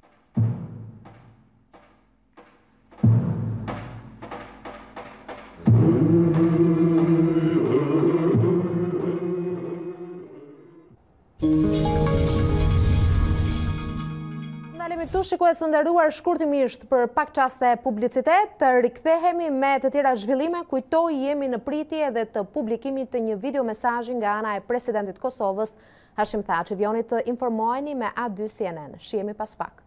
Rikthehemi bashkë shikues të nderuar në transmetim të drejt për drejt. Kujtoj që nga momenti në moment do të jemi në pritje edhe të një video mesazhi që pritet publikohet edhe në faqen zyrtare të presidentit të Republikës së Kosovës, zoti Hashim Thaçi. Pritet që kreu i shtetit Kosovës të japë edhe qëndrimin zyrtar pas aktakuzave të publikuara javën e shkuar në adresë të tij, paralelisht edhe në adresë të kreut të PDK-s ish kryeparlamentarit të Kosovës, zotit Veseli. Do të jemi në pritje të këtij video mesazhi. Ishte menduar në fakt fillimisht një komunikim i lajmëruar në fakt për mbrëmjen e të dielës, i zhvendosur më pas në agjendën e kreut të shtetit të Kosovës për mbrëmjen e sotme në orën 20. Ne do të jemi në pritje të zhvillimeve që do të vinë nga Prishtina zyrtare. Kujtojmë që ka qenë një ditë e ngarkuar jo për politikën e Kosovës e sa për kreun e qeverisë shqiptare, i cili ka vendosur që pikërisht sot vizitoj Prishtinën, atje ku ka zhvilluar edhe një sër takimesh me lider të politikës apo edhe me krerë të institucioneve në Prishtinën zyrtare, sigurisht për të bërë një komente, për të lexuar mes rreshtave edhe të videomesazhit që për cilin jemi në pritje të zotit Thaçi. Do të jetë me mua në këtë analizë të këtyre minutave të rëndësishme për politikën kosovare, analisti Afrim Krasniqi. Zoti Krasniqi, më mbrëma. Faleminderit që jeni në studion ton. Do doja në fakt teksa jemi në pritje edhe të qëndrimit të zotit Thaçi, një dalje të tij për publikun në këto momente, një opinion tuaj, sigurisht është diskutuar edhe mes qytetarëve. Mirë, më njoftojnë që zoti Thaçi në këto momente, e ndjekim fillimisht. Dhe në diaspor e kudo që jetoni. Ju drejtohem sonte nga kjo zyrë, ku prej 1542 ditësh kam derën e jashtëzakonshëm të ushtrimit të detyrës së lartë të presidentit të shtetit tonë, Kosovës së lirë, të pavarur dhe demokratike. Zemra ime është e lënduar, por jo dhe thyrë. Mendja ime është e rënduar, por jo dhe turbulluar. Gjaku im është i nxehur, por i pastër dhe i njëjtësuar me gjakun e bashkëluftëtarëve që humba në luftë. Është i njëjtë me gjakun e atyre që me kanë dashur e me kanë mbështetur pa kursim në këtë rrugtim për liri dhe shtetëndërtim. E në këto qaste, edhe me gjakun e atyre që me kanë kundërshtuar, me kanë paragjykuar, apo dhe gjykuar ndryshe nga çfarë unë do të dëshiroja. Ndjem sot si asnjëherë më parë, krejt i çliruar prej brengave dhe peshës së ballafaqimeve politike. Këto brenga nganjëherë kanë marrë për masa më të mëdha se sa që e kanë merituar. Kanë mjegulluar në sytë tuaj faktin e thjesht se jemi të gjithë bija të kësaj toke dhe të gjithë e duam me të mirën për atë dheun tonë, Kosovën. Por, politika i ka dhe këto. Është krejt e natyrshme që në këtë moment jo të lehtë për mua me janë kujtuar ata që dhanë jetën për lirinë e vendit bashkëluftëtarët e mi. Të tjerë që i kam njohur gjatë rrugësimit të gjatë nga koha kur isha një djalë idealist që doja të ndryshoja botën e deri tek e sotmja me thinja të bardha. Kam kujtuar momente historike e momente krejt personale. Kam menduar për prindrit e mi, gjyshërit, familjen dhe djalin tim e ndritin. Ai që sot është bërë burr e mund të shohë në sy pa mu dridhur qerpiku lidhur me gjoja nisin një procesi për krimi e lufte. E kam kuptuar shumë herët se ne, luftëtarët e ushtrisë lirimtare të Kosovës, do të pagunim një çmim të madh njerëzor, familjar e politik. Ky është çmimi për lirinë e Kosovës. Është e drejtë që duhet të zbardhet çdo pretendim e çdo akuzë për krime lufte, prej kujdo dhe kudo që ka ndodhur. Bashkëluftëtarët e mi, me disa prej të cilëve paqja në ka ndarë shpesh në tabore të ndryshme politike, i kanë sfiduar me forcën e madhe të së vërtetës shumë fabrikime të ulta dhe në fund pafajësia e tyre ka shkëlqyer mbi plehur e akuzave monstruoze. Një do të jetë edhe me mua dhe me vllajën tim nga gjaku i luftës Kadri Veseli. Të dashur qytetarë, gabime politike në paqë mund të kenë bërë, por krime lufte asnjëherë. Edhe po të kthehesha mbrapa në kohën e zezë të Slobodan Miloševićit, do të beja të njëjtën gjë, duke ju përgjigjur plumbit armik me plumbin e etjes për liri dhe duke mos i hyrë kur në hak asnjë qytetari, serb, rom apo shqiptar. Por një gjë me lejoni ta bëj shumë të qartë. Mbi 2 dekada i kam mbështetur iniciativat për ngritjen e gjykatave për fshirje apo mbikëqyrje ndërkombëtare.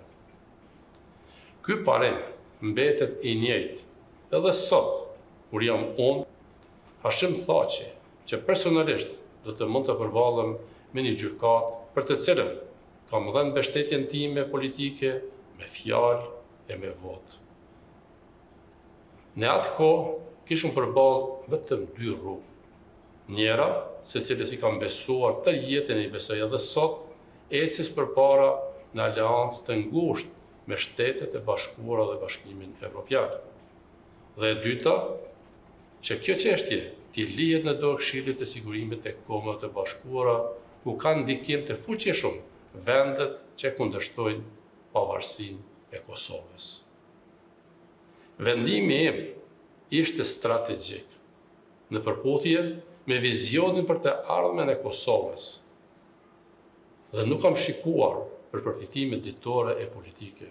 Sot, kush thot se qenë kam bërë pengesë, madje edhe sabotues i kësaj gjykate, në rastin më të mirë është i keq informuar dhe në rastin më të keq është tendencioz. Por nga ana tjetër, dikush duhet të bëjë bilancin e këtyre 20 viteve hetime, procese dhe gjykime për krimet e luftës në Kosovë. Të dashur qytetarë, unë do të isha njeriu më i lumtur nëse do të shihja se bashkësia ndërkombëtare aplikon standarde të njëjta mes Kosovës e Serbisë në adresimin e krimeve të luftës. Fatkeqësisht, jo vetëm që nuk shoh këtë standard e proporcionalitet, por shoh të kundërtën e tij. Dhe ja ku jemi sot.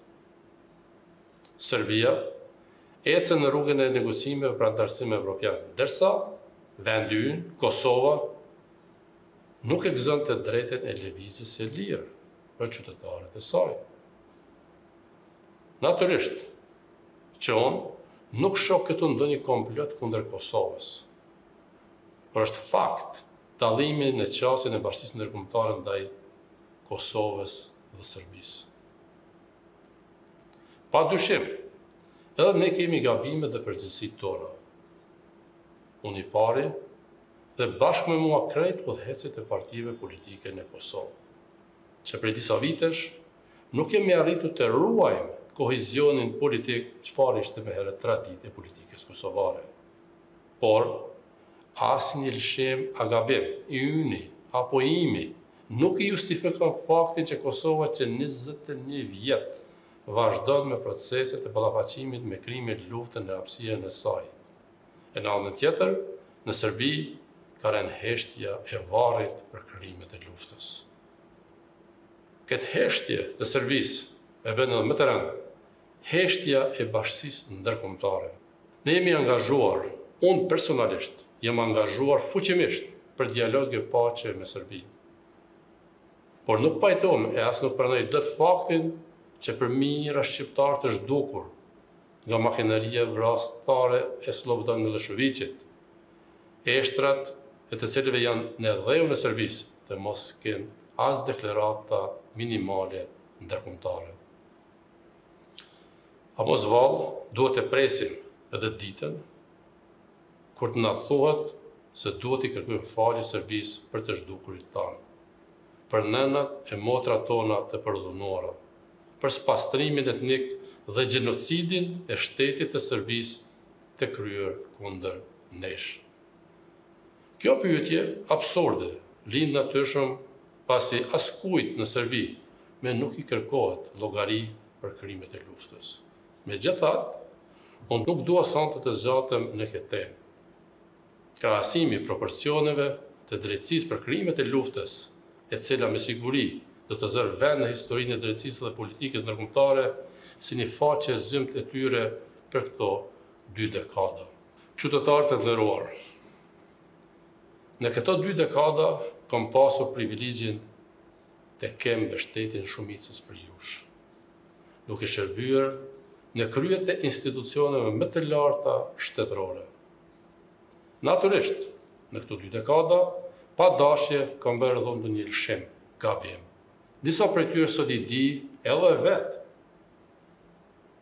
Unë nuk hezitova që me bashkëpunëtarët të bëj luftë me armë e diplomaci kundër Serbisë.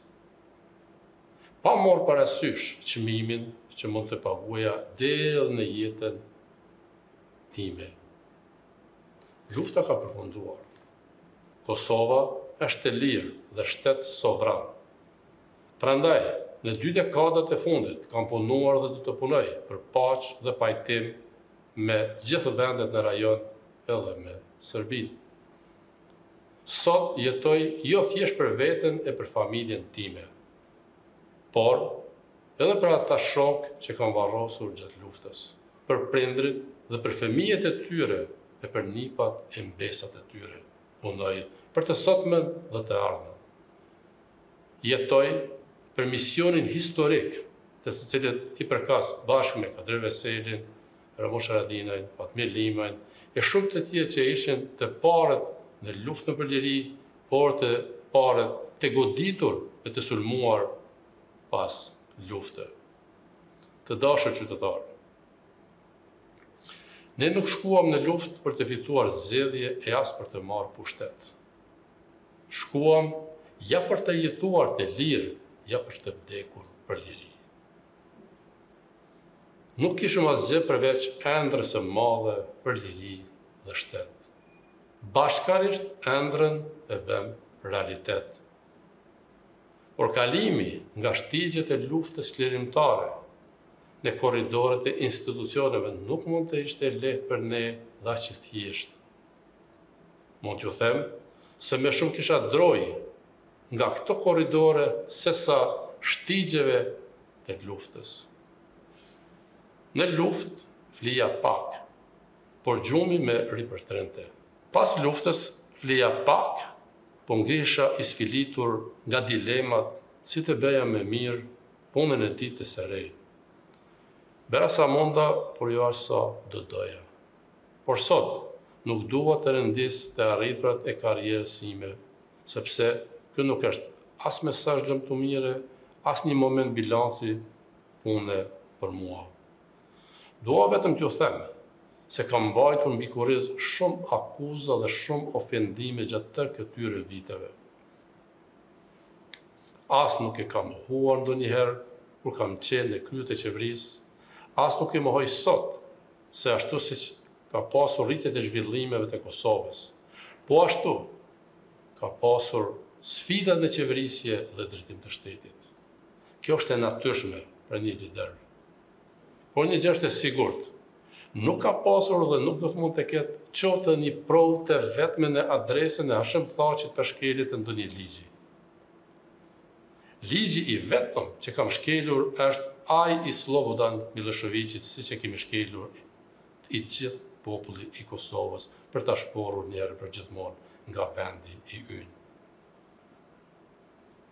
Unë nuk jam i ram prej qiellit dhe nuk jam shenjtor. Fati im në rrethana krejt të veçantë dhe historike ma përcaktoi vijen e jetës dhe të sjelljes time. Politika nuk ishte asnjëherë burimi i jetës për mua, por mision i shenjtë për të shërbyer vendit dhe juve qytetarë të dashur. Nuk gjendet as në Kosovë e askund në këtë botë dikush që t'i kem borç. Por kujdo që ma ka dhënë edhe vetëm një herë votën për gjatë gjithë kësaj pjesët e karrierës sime politike, që ende vazhdon. Sonte dua t'i them, me falë nëse s'kam bërë gjithë ato që ke pritur prej meje, por të jesh i bindur që besimin tënd nuk i kam shpërdorur kurrë. Për u kulëm para besimit tuaj, para vullnetit tuaj. Të nderuar bashkëqytetarë, Kosova po hyn në një kapitull të ri dhe as pak të lehtë. Por kjo nuk është asgjë e re, pasi historia jonë ka pasur shumë periudha të vështira, sfiduese. Ky është një kapitull i ri, edhe për mua dhe në këto momente, unë ende nuk e di se sa i vështirë do të jetë. Por, unë jam gati të shkruaj këtë kapitull me të vërtetën time përballë kujdo qoftë. Nuk e di a ishte rastësi, apo ishte intrigë që mes të rrugës drejt shtëpisë së Barë në Washington, doli njoftimi për një akt akuzë të pakonfirmuar. A thua, ky do të jetë çmimi i fundit që duhet paguar për lirinë e Kosovës. Rrugën ma pret, por nuk ma cenojnë besimin dhe vlerat që përfaqësojnë Shtetet e Bashkuara të Amerikës dhe shtëpia e bardhë për mua dhe për qytetarët e Kosovës. Ajo është shtëpia e lirisë dhe pavarësisë e Kosovës. Në praktikën e drejtësisë, në botën e qytetëruar, lajmërimi publik i një akti akuze ende të pamiratuar nga trupi gjyqësor është një skandal i madh. Asnjë krim i supozuar apo dhe i kryer nga kushdo nuk i justifikon linqimin publik. Asnjë qëllim i mirë dhe asnjë vullnet i madh për drejtësi nuk e arsyeton fabrikimin e një bombe mediatike për të inkriminuar të parin e shtetit të Kosovës. Pikërisht në momentin kur dialogu me Serbinë kishte hyrë në një fazë të re, fal angazhimit të drejt për drejt të Shteteve të Bashkuara të Amerikës, konkretisht shtëpisë së Bardhë. Cilës drejtësi ndërson kjo ngutje rrufeshme dhe kjo shkelje flagrante e rregullave të një procesi të drejtë e të pavarur gjyqësor. Kjo pyetje do të duhet shtjelluar në kohën e duhur dhe në vendin e duhur. Dhe do të shtjellohet. Ndërsa, përgjigja e shkurtër për këtë pyetje është se ajo komunikat hodhi në erë dhe pamundësoi takimin shumë të rëndësishëm në shtëpinë e Bardhë, duke dhënë goditjet e fortë mundësisë për paqë. Prandaj, apeli me të cilin duhet të mbyll këtë mesazh sonte është: Kosova duhet të sigurojë funksionimin stabil të institucioneve shtetërore në çdo rrethanë. Në këtë kapitull të ri, e të vështirë, vetëm të bashkuar mund të ecim përpara, si në rrafshin kombëtar, ashtu edhe në atë ndërkombëtar. Politika dhe ideologjia jonë e luftëtarët e lirisë ishte liria e Kosovës, as më pak e as më shumë. Prandaj, ditëve në vijim, do të konsultohë me lideret politik të partive politike për hapat e mëtejmë. Ju siguroj, edhe njëherë, me drejtsin, nuk do të përballim nga kjo zyrë. Nëse akt akuza konfirmohet, unë me njëherë do të jap dorëheqje si presidenti juaj dhe do të përballim me akuzat. Kosova është shtet i ri, por udhëheqësit e saj duhet të sillen si mbështetës të vërtetë. Do ta mbaj këtë barë, do ta mbroj veten time, luftën tonë për liri me çdo forcë që kam. Nuk do të lejoj që këto akuza false të zhvendosin vëmendjen e Kosovës nga marrja e vendit që meriton në bashkësinë ndërkombëtare, si antare e Kombëve të Bashkuara, e NATO-s dhe Bashkimit Evropian. Kosova është atë dhe i gjithë qytetarëve të saj, një shtet i ri evropian, një shoqëri multietnike. I them edhe njëherë jo hakmarrjes dhe po tolerancës ndëretnike. Vetëm duke ndërtuar demokracinë qytetare, ndërtojmë të ardhmen euroatlantike. Të dashur qytetarë, duke i falendëruar të gjithëve që me keni quar fjalë dhe mesazhe inkurajuese. Ju uroj nga zemra çdo të mirë. Ju falenderoj për vëmendjen. Zoti e bekoft shtetin e Kosovës dhe kombin shqiptar. Ju faleminderit. Ishte ky video mesazhi i publikuar nga presidenti i Republikës së Kosovës Hashim Thaçi. Edhe një herë do doja të prezantoja për të ndarë edhe një bisedë me të për të bërë një lexim kësaj deklarate të kreut të shtetit të Kosovës, analistin Afrim Krasniqi. Zoti Krasniqi, edhe një herë mirëmbrëma. Do doja të pyesja në fakt përpara deklaratës apo videomesazhit të presidentit Thaçi, prisit apo jo një dorëheqje të tij, tashmë është fakt, do të përballem me drejtësinë, por jo nga kjo zyrë shpreh zoti Thaçi. Nëse akt akuza konfirmohet, do t'jap dorëheqjen. Cilat ishin pritshmëritë tuaja së pari dhe më pas një lexim për mesazhet e përcjella nga zoti Thaçi? Ky ishte një mesazh jo i zakonshëm, jashtëzakonisht i vështirë për të mbajtur, por realisht është edhe i vonuar, sepse ngjarja që ka ndodhur përpara disa ditësh kishte nevojë për fjalën e presidentit të Republikës.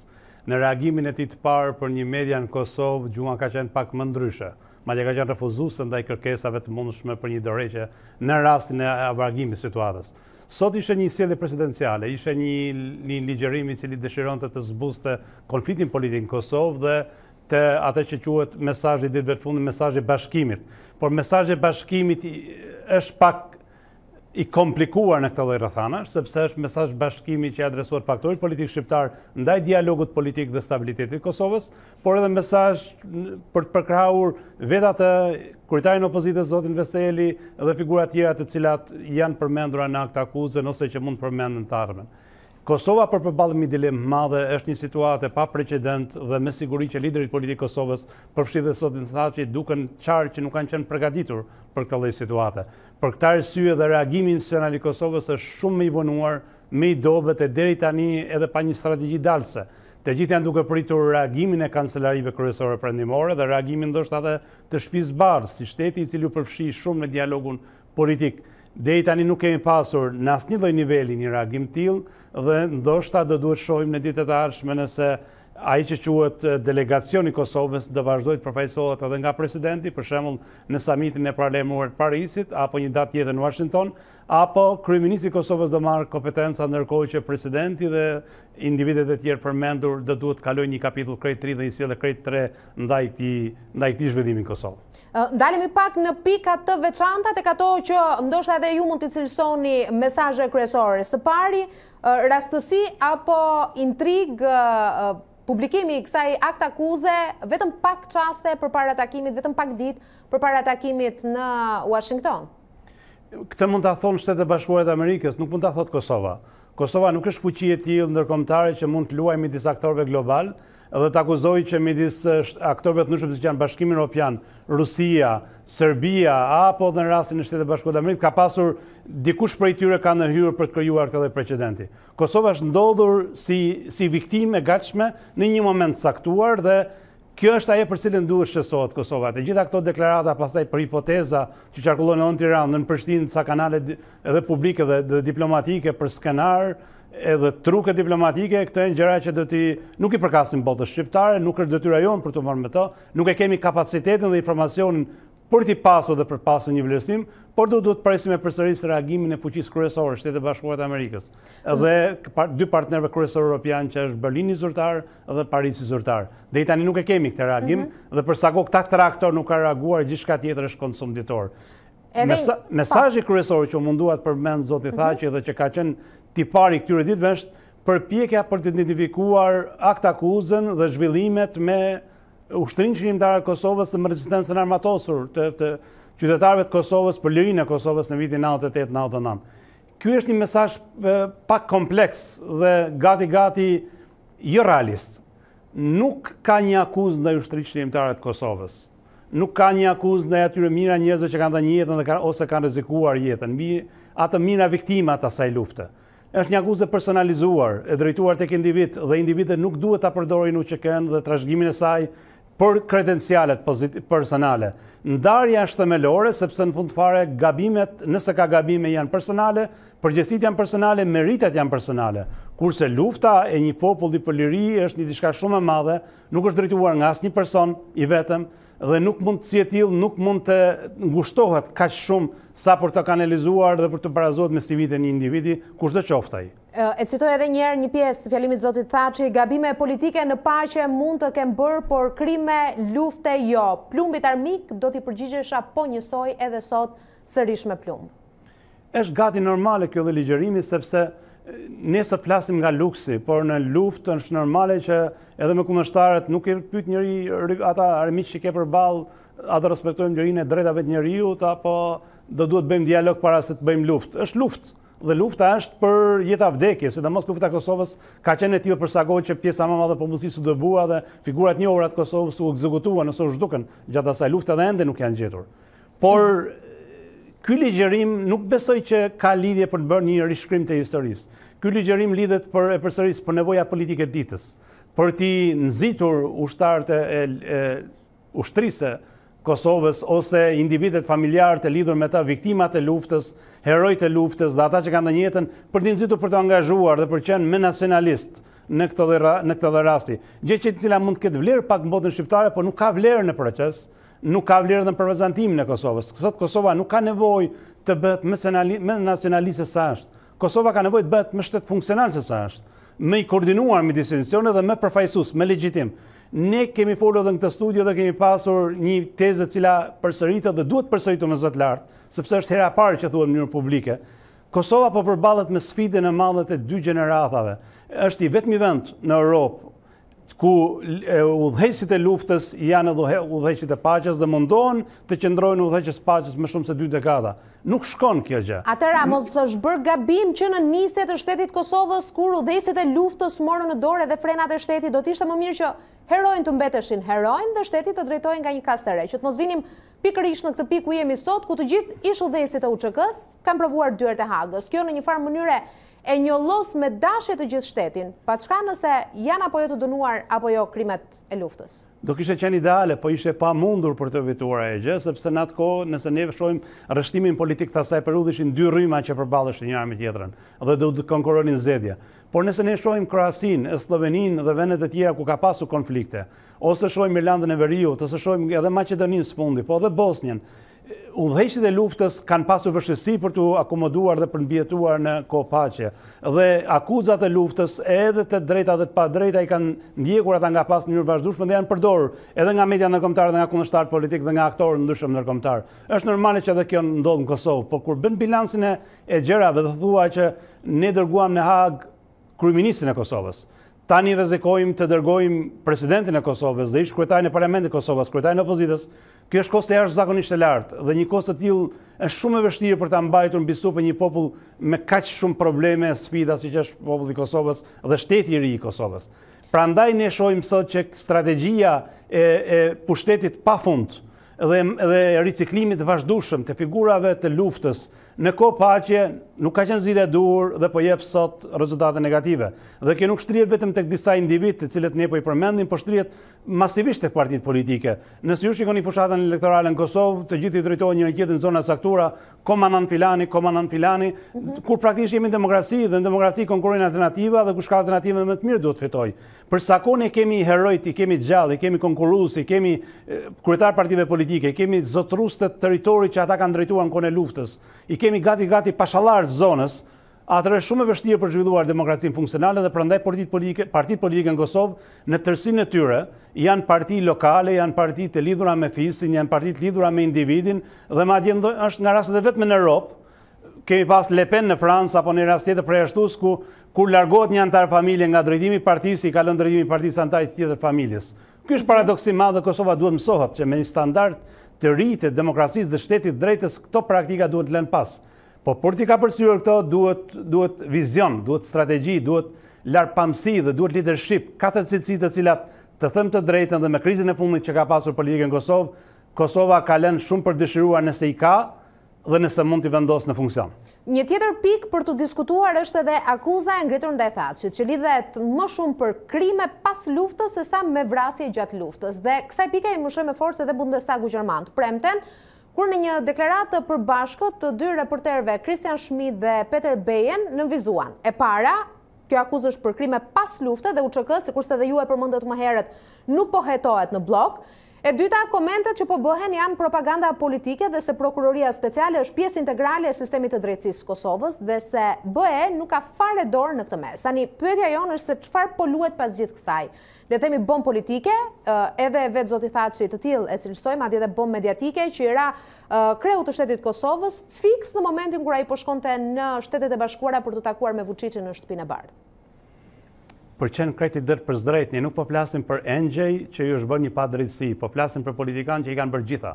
I kanë bërë edhe të mirën dhe të keqen, dhe në Kosovën e pas luftës ka figura politike të vrara, ka individ të zhdukur, ka pasur skandale të jashtëzakonshme, ka pasur pekmarrje, ka pasur krimet e tjera për cilat kanë raportuar organizatat e drejta njerëzit, partnerët ndërkombëtar dhe janë ankuar subjekte politike të Kosovës. Një pjesë e komandantëve të ushtrisë rivale të asaj periudhe janë zhdukur, janë eliminuar. Kush i ka bërë këtë gjë? Nuk ka prova për këtë gjë, por duhet të ketë hetime për të provuar se kush është përgjegjës ndaj tyre. Pastaj përgjegjësia e liderëve politikë është përgjegjësi tjetër, sepse nuk është e vështirë të kërkosh tek lider individin që vret njerëz, sidomos kohë paqe. Individët nuk e bëjnë ata, liderit nuk e bëjnë ata. Por çështja është për të parë aspektet e tjera, siç janë elementet e gjykatës për pengimin e drejtësisë, për zhdukjen e dëshmitarëve, për kërcënime, për shantazhe apo forma të tjera. Për sa kohë që ne kemi pranuar gjithë që në Kushtetutën e Kosovës do krijohet një precedent, siç është krijuar në Shqipëri me Komisionin Ndërkombëtar të Monitorimit, edhe në Kosovë kemi krijuar një gjykatë speciale, duhet të respektojmë verdiktin e gjykatës speciale. Nuk mund të themi që gjykatën e pranuam, e miratojmë, e votojmë të gjithë, por nuk pranojmë vendimin e saj se është shitur dhe e bler nga të tjerët. Ne duhet të shohim aktet e gjykatës, duhet të shohim nëse ka një vendim gjykate që e përkrah akuzën e prokurorit, nëse ka fakte për këtë gjë, nëse ka dëshmitar për këtë gjë, dhe duhet jemi shumë qartë për distancuar e përsëri retorikën e ditës nga faktet dhe procesi i drejtësisë. Kanë të drejtë ekspertë gjermanë dhe politikanë gjermanë kur kërkojnë që të këshillojnë shqiptarë, dhe duke ditur Gjermania është një nga vendet më pro Kosovës në këtë histori, që kjo valë nacionalizmi nuk na dërgon askund, as nuk na bën me patriot, as nuk na bën me të ndershëm, as nuk na bën me të pafajshëm dhe as më të pranuar nga ndërkombëtarët.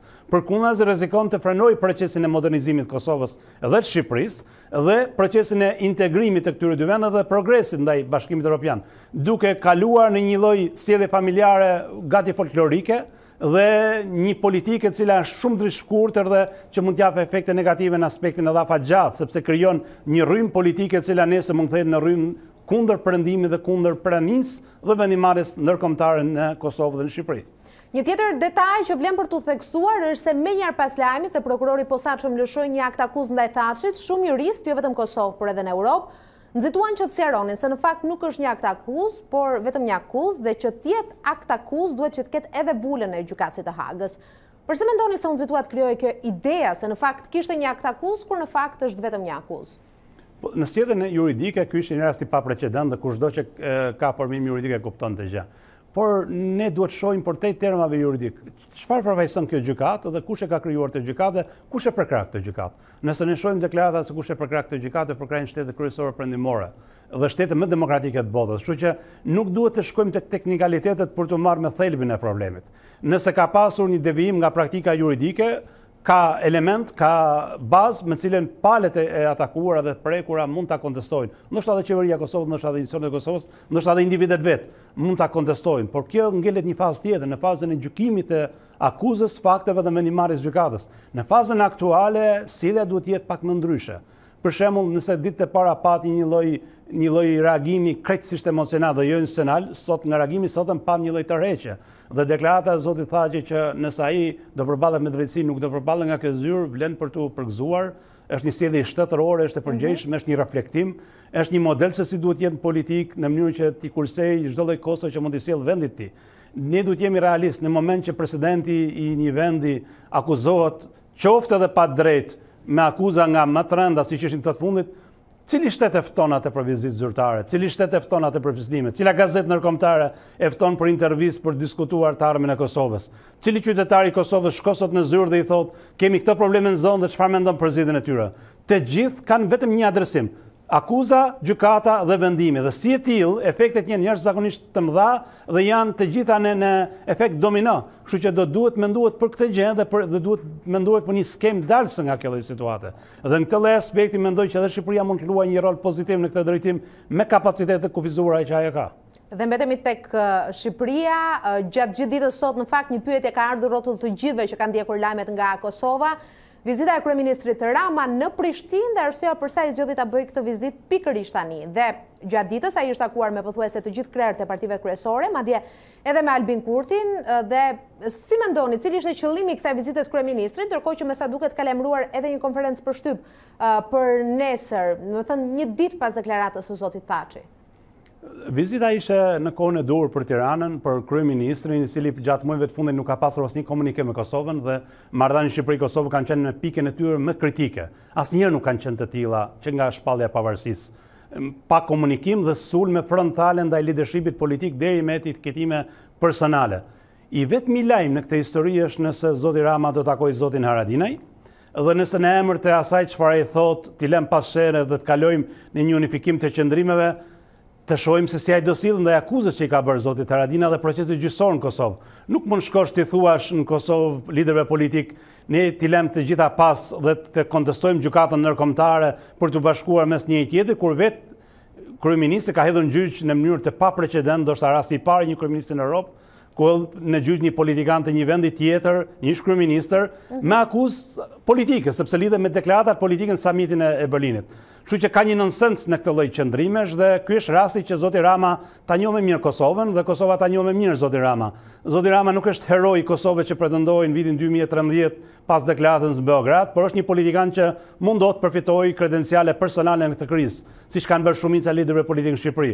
Dhe nga ana tjetër zoti Rama është rasti për të kuptuar që Kosova nuk janë marrëdhënie personale, nuk janë marrëdhëniet e tij personale me 2-3 individ dhe politika në Kosovë, pa ai duhet mësohet të respektojë institucionet e Kosovës kushdo qofshin ato, sepse është vullneti politik i Kosovës dhe për sa kohë Kosova ka president, ka parlament, ka parti, ka opozitë dhe ka kryeministër, është i detyruar çdo kryeminist i Shqipërisë t'i respektojë, t'i mbrojë dhe t'u përgjigjet në çdo lloj kërkese që ata kanë.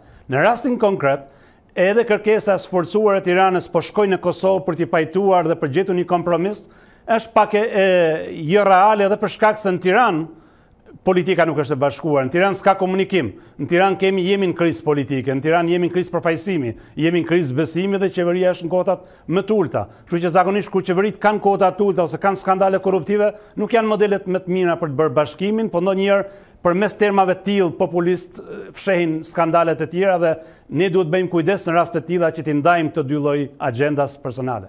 Dhe kolegja Marcela Karapanço me detajet e fundit paktën na informon se është pyetur zoti Rama pas takimit me zotin Thaçi nëse do të ketë një takim edhe me zotin Haradinaj, nuk ka patur një përgjigje, ndërsa konfirmohet se konferenca për shtyp do të jetë nesër në orën 14 do të shohim zhvillimet që do të vinë prej Prishtinës. Faleminderit për këtë analizë të detajuar zoti Kresniqi me mua në studio. Merci. Dhe do të kemi mundësi sigurisht ditët në vijim për të bërë të tjera analiza për të parë edhe zhvillimet nga politika e Prishtinës. Faleminderit edhe një herë. Merci. Ka publicitet, rikthehemi më njëherë me të tjera zhvillimet të ditës. Rikthehemi sërish për të mbetur tek të tjera zhvillimet të ditës. Klima e biznesit në Shqipëri është shumë e rënduar edhe pa ndikimin e Covid-19. Dhoma Amerikane e Tregtisë ka publikuar indeksin e biznesit, ku konstatohet një përkeqësim i 23 nga 27 indikatorë që ka gjithsej ky dokument. Ato nisin me klimën e brendshme politike, monopolet dhe konkurrencën e pandershme, gjetjen e stafit vendas të kualifikuar, performancën e ekonomisë shqiptare, klimën e biznesit, nivelin e korrupsionit, ekonominë informale, burokracit, nivelin e taksave dhe politikat e qeverisë. Gjetjet e indeksit të biznesit u publikua në një tryezë ku si rrallëherë e pranishme ishte si qeveria, ashtu edhe opozita, si dhe ambasadori e Shteteve të Bashkuara të Amerikës, Yuri Kim.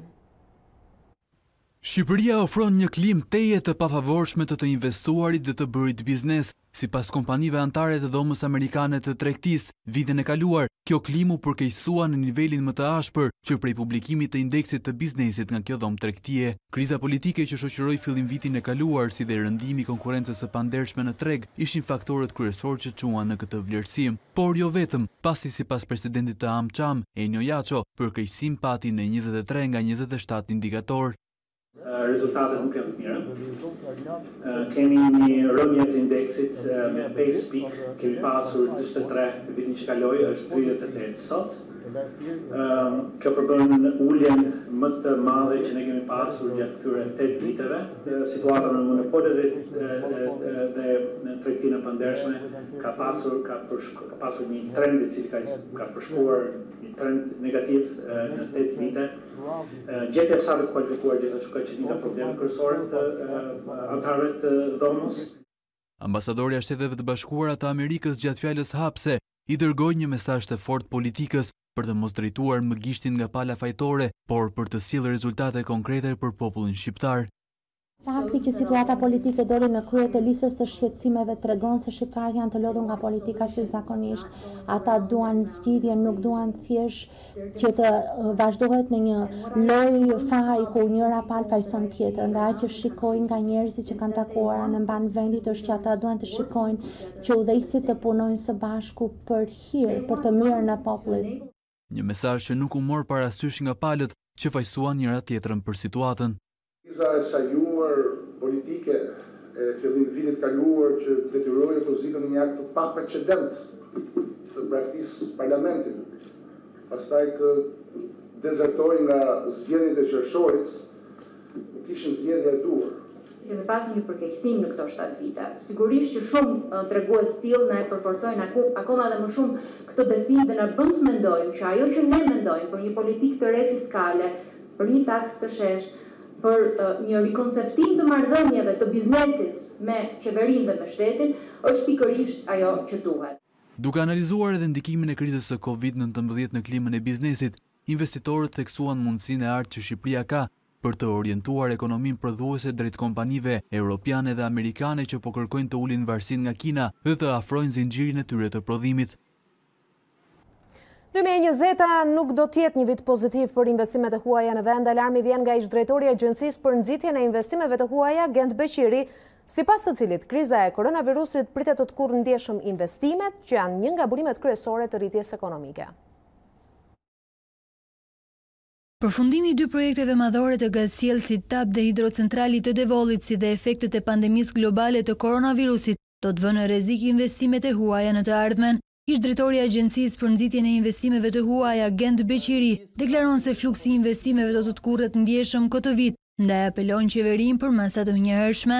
Jo vetëm për faktin e pandemisë, situatës globale në lidhje me investimet e huaja, po edhe aspektit që investimet në sektorin e energjisë, që kanë dhënë kontributet shumë të rëndësishme në vitet e fundit, tashmë do të fillojnë të bien fort. Për pasoj, situata do t'jetë krejtë ndryshme në këtë vit që jemi. Ka nevojë për një paket fiskale e cila do t'ishte lehtësuese. Kemi nevojë për procese si që jemi duke kaluar, pra gjithçka duke kaluar online, e-permit apo në forma të tjera të bërit biznes. Dhe kjo duhet paraqitet patjetër edhe në lehtësinë në aspektin le të themi të proceseve tatimore.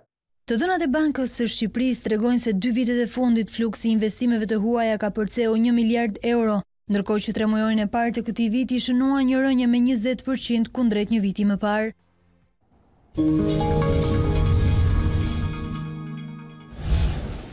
Behar Bajri, i cilësuar si i forti i Shkodrës, është lënë i lirë nga gjykata e këtij rrethi. Tokat e zeza vendosën masën e sigurisë detyrim paraqitje për të, ndërsa akuza që rëndonte mbi Bajrin ishte vetëm ajo e shtrëngimit për marrjen e pasurisë, ndërsa më parë ishin pushuar akuzat për 2 vrasje. SPAK kishte shpallur mos kompetencë për dosjen e grupit Bajri dhe dosja u dërgua për rigjykim në Shkodër. Behar Bajri u arrestua korrikun e vitit të kaluar në Holand për t'u ekstraduar më pas drejt Shqipërisë. Arrestimi Bajrave u cilësua si një prej arritjeve më të mëdha të policisë së shtetit, pikërisht në një moment kur në Shkodër kishin ndodhur disa vrasje duke personash, gjobvënie dhe vepra të tjera penale.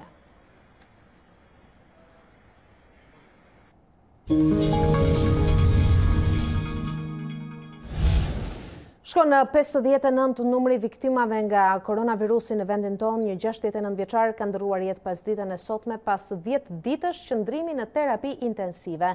Ndërkohë, gjatë 24 orëve të fundit rezultuan 64 të infektuar me COVID-19. Autoritetet vjojnë të apelojnë për respektim të masave për parandalimin e përhapjes së infeksionit. Organizata botërore e shëndetësisë paralajmëron se pandemia koronavirus nuk është fare drejt përfundimit. Tashmë janë bërë 6 muaj që prej regjistrimit të rastit të parë në Wuhan të Kinës dhe në të gjithë botën regjistrohen më shumë se 500.000 viktima e mbi 10 milion të infektuar me COVID-19. Është një moment të reflektimi për të gjithë ne, u shpreh kreu i OBSH-s Tedros Adhanom Ghebreyesus, teksa paralajmëroi se më e keqja nuk ka ardhur akoma. Me këtë lloj mjedisi dhe kushtesh, ne duhet të mendojmë për më të keqen, shtoi ai. Pavarësisht përmirësimit të situatës në disa vende, Ghebreyesus nënvizoi se pandemia po përhapet me shumë shpejtësi, ndaj për këtë bota do të ketë nevojë edhe për më shumë durim, kapacitet të rimëkëmbjeje dhe bujari në muajt në vijim. Plani i rimëkëmbjes ekonomike të vendeve anëtare të Bashkimit Evropian dhe distancimi fizik mbizotërua në takimin mes kancelares gjermane Angela Merkel dhe presidentit francez Emmanuel Macron. Biseda e tyre erdhi disa ditë përpara se Berlinit marrë përsipër presidencën e Unionit. Kancelaria gjermane Angela Merkel priti në Meseberg presidentin francez Emmanuel Macron në takimin e parë ballë për ballë në disa muaj, të pamundësuar më herët për shkak të pandemisë koronavirus. Pikërisht, COVID-19 kushtozoi dhe bisedën e tyre, fillimisht me ruajtjen e distancës fizike e më pas me diskutimet për planin e rimëkëmbjes ekonomike të 27 vendeve anëtare të Bashkimit Evropian. Drejtuesit e bllokut kanë akoma mosmarrveshje se si duhet të paguhet ndihma financiare, teksa shumica i ka syt nga dyshja franko-gjermane për të arritur një dakordsi. Komisioni Evropian ka ofruar një plan shpëtimi prej 750 miliard eurosh grante, pa detyrim për t'i shlyer të ashtu quajturit 4 kursimtarët, Austria, Danimarka, Holanda dhe Suedia, kundërshtojnë iniciativën dhe janë kundër çdo bashkimi të borxheve të shteteve anëtare. Por Gjermania do të ketë dhe më shumë ndikim në këtë periudhë tepër të vështirë, duke marrë parasysh që me një korrik merr përsipër presidencën e Bashkimit Evropian. Megjithatë, sfidat që e presin kancelaren Merkel janë tepër të mëdha për shkak të krizës së paprecedent të nxitur nga pandemia koronavirus. Ndërkohë, përveç planit të rimëkëmbjes, dy liderët diskutuan edhe për klimën, emigracionin, tregtinë dhe marrëdhëniet e Bashkimit Evropian me Kinën, Shtetet e Bashkuara dhe Turqinë. Betejë e ndërmarrë prej disa javësh nga Lewis Hamilton që lidhet me luftën kundër racizmit pas ndarjes nga jeta të George Floyd është mbështetur edhe nga skuadra Mercedes. 6 herë kampionët e botës vendosën që në garën e parë sezonale të Formula 1 makinat në pistë të kenë një pamje të pazakontë. Prej çmimit të parë të madh të Austrisë, një vendëshet e kampionëve në fuqi do të kenë ngjyrë thuajse tërësisht të zezë, me pak të kuqe dhe jeshile që lidhen me emrat e sponsorëve. Në pjesën e krave të sigurisë mbi kokën e pilotit do të jetë vendosur edhe thirrja "Jepini fund racizmit". Dhe me zhvillimet sportive kemi ardhur në fund edhe të kësaj hapësire informative, si gjithnjë ju kujtoj se për zhvillimet kryesore të ditës apo për të njohur në kohë reale me zhvillimet kryesore, mund të na ndiqni edhe në faqen tonë të internetit @cnn.com, sikurse mund të klikoni në çdo kohë edhe në rrjetet tona sociale. Bashkë ndajemi këtu, faleminderit për vëmendjen tuaj. Mirupafshim.